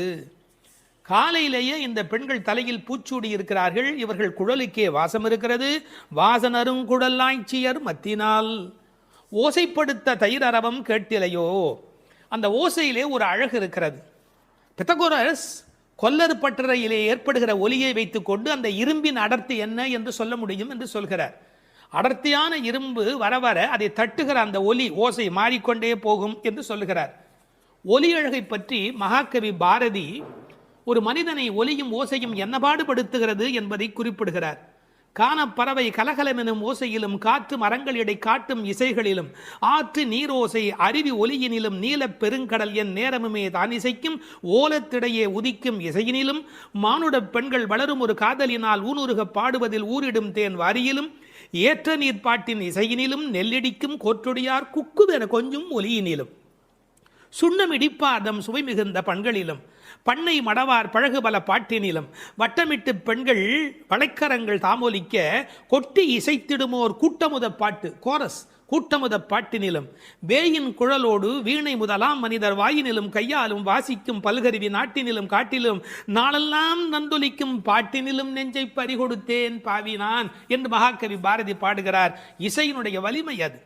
அப்படி ஓசைப்படுத்த தயிரரவம் கேட்டிலையோ. நாயகப் பெண் பிள்ளாய் நீ எங்கள் தலைவியாயிற்றே.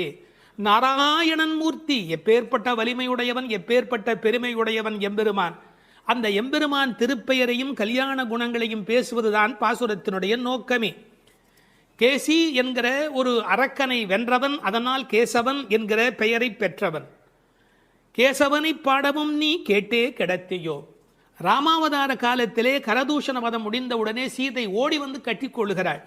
அப்படி கேசிவதம் நிகழ்ந்தது என்று சொன்ன உடனே நீ கண்ணனை கட்டிக்கொள்வதற்கு எழுந்து வருவாய் என்று பார்த்தால், நல்லவேளை கண்ணனுக்கு ஆபத்து இல்லை என்று நெஞ்சை பிடித்து கொண்டு தூங்குகிறாயா? கேசவனை பாடவும் நீ கேட்டே கிடத்தியோ. கேசமுடையாய். இதான் பெண்களுடைய இயல்பு.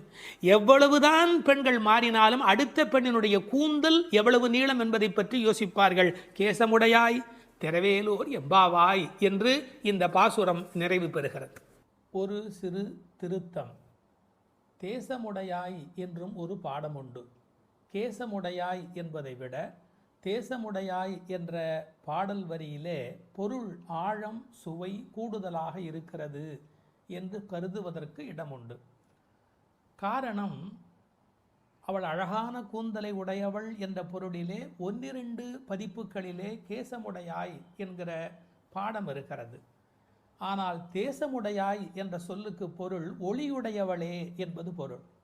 ஒரு பெண்ணை வர்ணிக்கிற போது ஒளிதான் பிரதானம், பொன்னின் ஒளி பூவின் வெறி என்று சீதா பிராட்டியாரை கவி சக்கரவர்த்தி கம்பன் வர்ணிக்கின்றார்.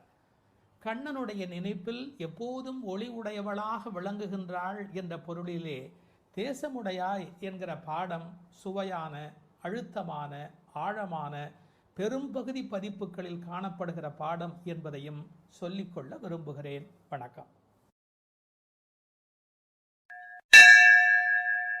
வேதம் அனைத்துக்கும் வித்தான திருப்பாவையின் 6வது பாடல். இது பாடல் தொடங்கி திருப்பள்ளி எழுச்சியாக அமைகிறது. உறங்குகிற பெண்ணை வெளியில் இருக்கிறவள் எழுப்புவது போல பாடலின் அமைப்பு முறை. விடிந்தது என்பதற்கான அடையாளங்கள் சொல்லி எழுப்புகிறார்கள். புள்ளும் சிலம்பினகான் புள்ளரையன் கோயிலில் வெள்ளை வெளிசங்கின் பேரரவம் கேட்டிலையோ, பிள்ளாய் எழுந்திராய் பேய் முலை நஞ்சுண்டு கள்ளச்சகடம் கலக்கழிய காலோச்சி, வெள்ளத்து அரவில் துயில் அமர்ந்த வித்தினை உள்ளத்து கொண்டு முனிவர்களும் யோகிகளும் மெல்ல எழுந்து ஹரி என்ற பேரரவம் உள்ளம் புகுந்து குளிர்ந்தேலோர் எம்பாவாய். முன் அனுபவம் ஏதுமில்லாத கன்னிப்பெண்ணே, இன்னும் உறங்குகிறாயே? விடியலை முன்னே அறிந்து கொள்ளும் இயல்புடைய பறவைகளும் கூட எழுந்து ஓசை எழுப்பி இறை தேட புறப்பட்டு விட்டனவே, அது உனக்கு தெரியவில்லையா? பறவைகளுக்கு அரசனான கருடனை வாகனமாக கொண்ட திருமால் திருக்கோயிலிலே வெண்மை நிறமுள்ள சங்கு தன் ஒலி எழுப்பி அழைக்கின்ற பேரோசை உன் காதில் விழவில்லையா? பெண் பிள்ளையே, விரைவில் படுக்கையை விட்டு எழுந்திரு. முன்பு தன் தாய் யசோதை வடிவில் முலைக்காம்பில் நஞ்சையே தீட்டிக் கொண்டு வந்து கண்ணனுக்கு வஞ்சகமாக பாலூட்ட கருதினாளே பூதனை. அவளிடம் பால் பருகுவது போல முலையுண்டு அவள் உயிரையும் உண்டானே கண்ணன். முன்பு கள்ளத்தனமாக சக்கரமாக அவன் முன் தோன்றினானே சகடாசுரன். அவனை தன் திருவடிகளை உயர்த்தியே உதைத்து அவன் கலக்கம் அடைந்து அழிந்து போனானே அந்த கண்ணன். திருப்பார்கடலிலே அமைந்திருக்கும் ஆதிசேஷன் என்னும் பாம்பின் மேல் அரிதுயில் கொண்டிருக்கிறானே அந்த கண்ணன். இவ்வுலக உற்பத்திக்கு மூல காரணமான அந்த கண்ணனை தம் உள்ளத்திலேயே இடைவிடாது தியானித்து கொண்டிருக்கும் முனிவர்களும், இறைவனை எளிதில் அடையும் யோகம் போன்ற உபாயங்களையும் செய்து கொண்டிருக்கும் யோகியர்களும் அலுங்காது அசையாது மெதுவாக நிதானமாக எழுந்து ஹரி ஹரி என்று திருமாலை எண்ணிப்பாடும் பேரோசை உன்னுடைய காதுகளில் கேட்கவில்லையா? ஆனால் இவ்வோசைகள் எல்லாம் எங்கள் செவி வழி புகுந்து உள்ளத்திற்கு குளிர்ச்சி தருகின்றனவே. இந்த அனுபவத்தை எங்களுடன் பகிர்ந்து கொள்வதற்காகவாவது நீ எழுந்து வரமாட்டாயா? இது பாடலின் திரண்ட பொருள். புள்ளும் சிலம்பினகான் புள்ளரையன் கோயிலில். புள்ளும் சிலம்பினகான் என்பது இயற்கையின் அழைப்பு. காலையிலே பறவைகள் ஒலி எழுப்புகின்றன. இதில் புள்ளும் என்றால் அந்த உம்மை சிறப்பு உம்மை. காலை பொழுது எப்படி விடுகிறது என்றால் கோழி கூவுது என்று ஒரு வார்த்தை சொல்வார்கள். மனித வாழ்க்கை இயற்கையோடு கலந்து நிற்கக்கூடிய தனித்த சிறப்புடையது. அது காலையில் இறை தேடுவதற்கு புறப்படுவதற்கு முன்பாக ஒலி எழுப்பி அதன் பிறகு புறப்படும். இறை தேடும் போதே இறை தேடு என்பதுதான் மனிதனுக்கும் விலங்குக்கும் இருக்கிற வித்தியாசம். அதனால் இறை தேடி அது எழுப்புகிற ஒலியை கேட்ட மாத்திரத்தில் இறை தேடி வல்லினரா இறை தேடி நாம் அந்த பெருமானை நினைக்க வேண்டாமா என்ற அர்த்தத்தில் புள்ளும் சிலம்பின என்றாள். தமிழிலே சிலம்புதல் என்றால் ஒலி எழுப்புதல் என்று பொருள். அதிகாலை எழுவதை மனிதன் பறவைகளிடமிருந்து கற்றுக்கொண்டான் என்கிறார்கள். அது மட்டுமல்ல, பறவைகள் மனிதனுக்கு எச்சரிக்கை உணர்வை ஊட்டக்கூடிய ஒரு அடையாளம். ஒரு காலத்தில் காடுகளில் மனித இனம் வாழ்ந்த காலத்தில் பதுங்கி வரும் பாய்ச்சல் மிருகங்கள் குறித்து எச்சரிக்கை ஒலி எழுப்பும் இயல்பு பறவைகளுக்கு உண்டு. எனவே பறவைகளின் ஒலியை பார்த்து வருகிற நன்மை தீமைகளை மனிதன் உணர்கிற பழக்கம் அன்று தொட்டிருந்திருக்கிறது. எனவே வெளியில் விடுகிற விடியலுக்கு அடையாளமாக சொன்னாலும் பறவை ஒலிக்கும் மனித இனத்துக்கும் சம்பந்தம் இருக்கிறதே. புள்ளும் சிலம்பினகான். புல் அரையன் கோயில், பறவைகளுக்கெல்லாம் தலைவன் கருடன். அந்த கருடன் கோயிலிலே, அதாவது திருமாலுடைய திருக்கோயிலிலே சங்கு ஒலி எழுப்பி அழைக்கிறார்களாம். வெள்ளை வெளிசங்கின் பேரரவம் கேட்டிலையோ. வெள்ளை விழிசங்கு, அது ரொம்ப தூய்மையான சங்கு. வெறும் நிறம் மட்டுமல்ல, அது எல்லா வகையிலுமே தூய்மையுடைய ஒன்று, வெண்மையுடைய ஒன்று. அது அழைப்பதற்காகவே பயன்படுத்தப்படுவதாலே வெளிசங்கு கோயிலிலே நடை திறந்து விட்டது. மக்கள் வரலாம், என்பதற்கான அறிவிப்பு சங்கொலியின் மூலம் அந்த ஊருக்கு தெரிவிக்கப்படுகிறது. எனவே கோயில் அழைப்பு வந்துவிட்டதே, நீ எழுந்திருக்க வேண்டாமா? பேரறவும் கேட்டிலையோ? பறவையின் சப்தம் கூட சின்ன சின்னதாக போயிருக்கலாம்.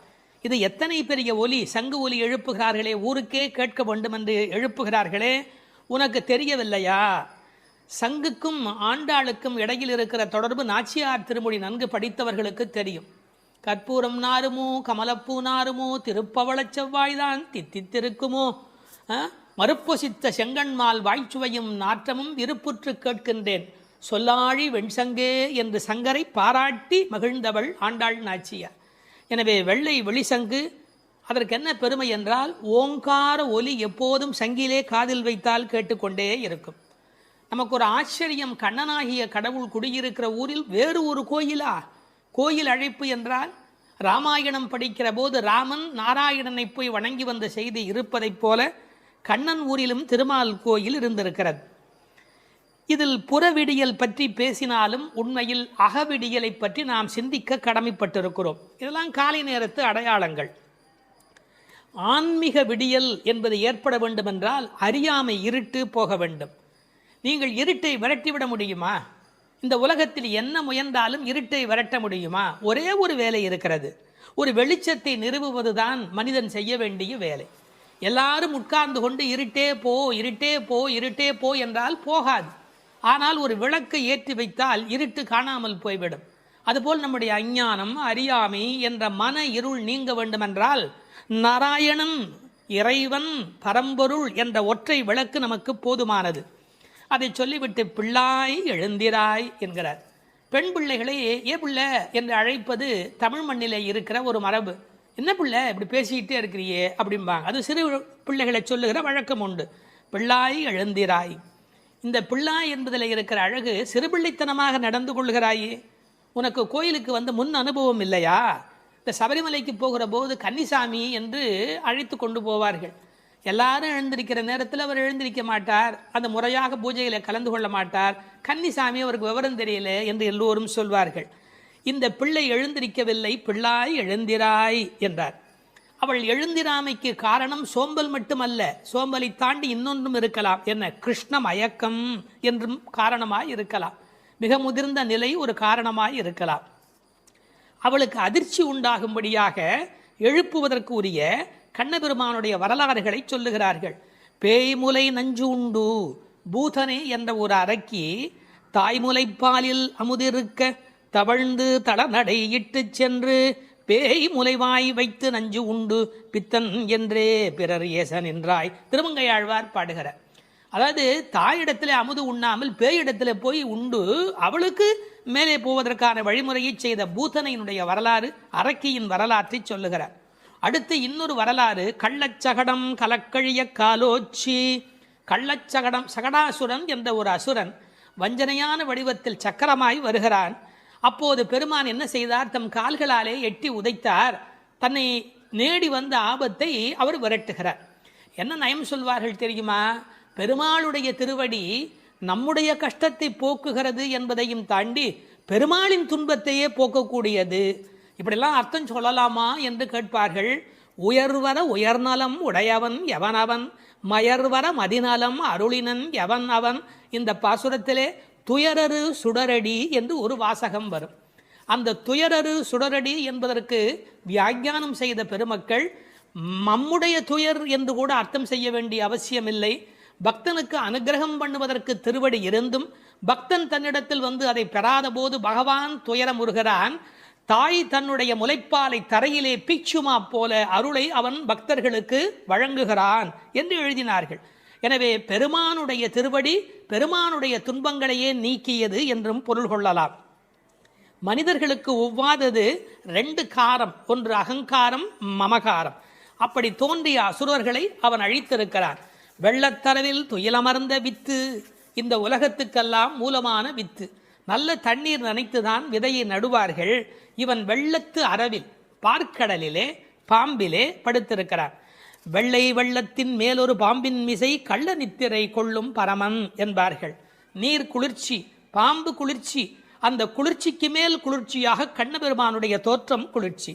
முதல் தனி வித்தேயோ என்று நம்மாழ்வார் பாடுவார். ஆலமர் வித்தின் அரும் குரலன் என்று கம்பர் பாடுவார். விச்சி இன்றி விளைவது இல்லை என்று பிரகலாதனுடைய சரித்திரத்தை பாட வந்த இடத்திலே கவி சக்கரவர்த்தி கம்பன் பாடுகிறார். இந்த உலகத்துக்கெல்லாம் ஒரு மூல விதை உண்டு.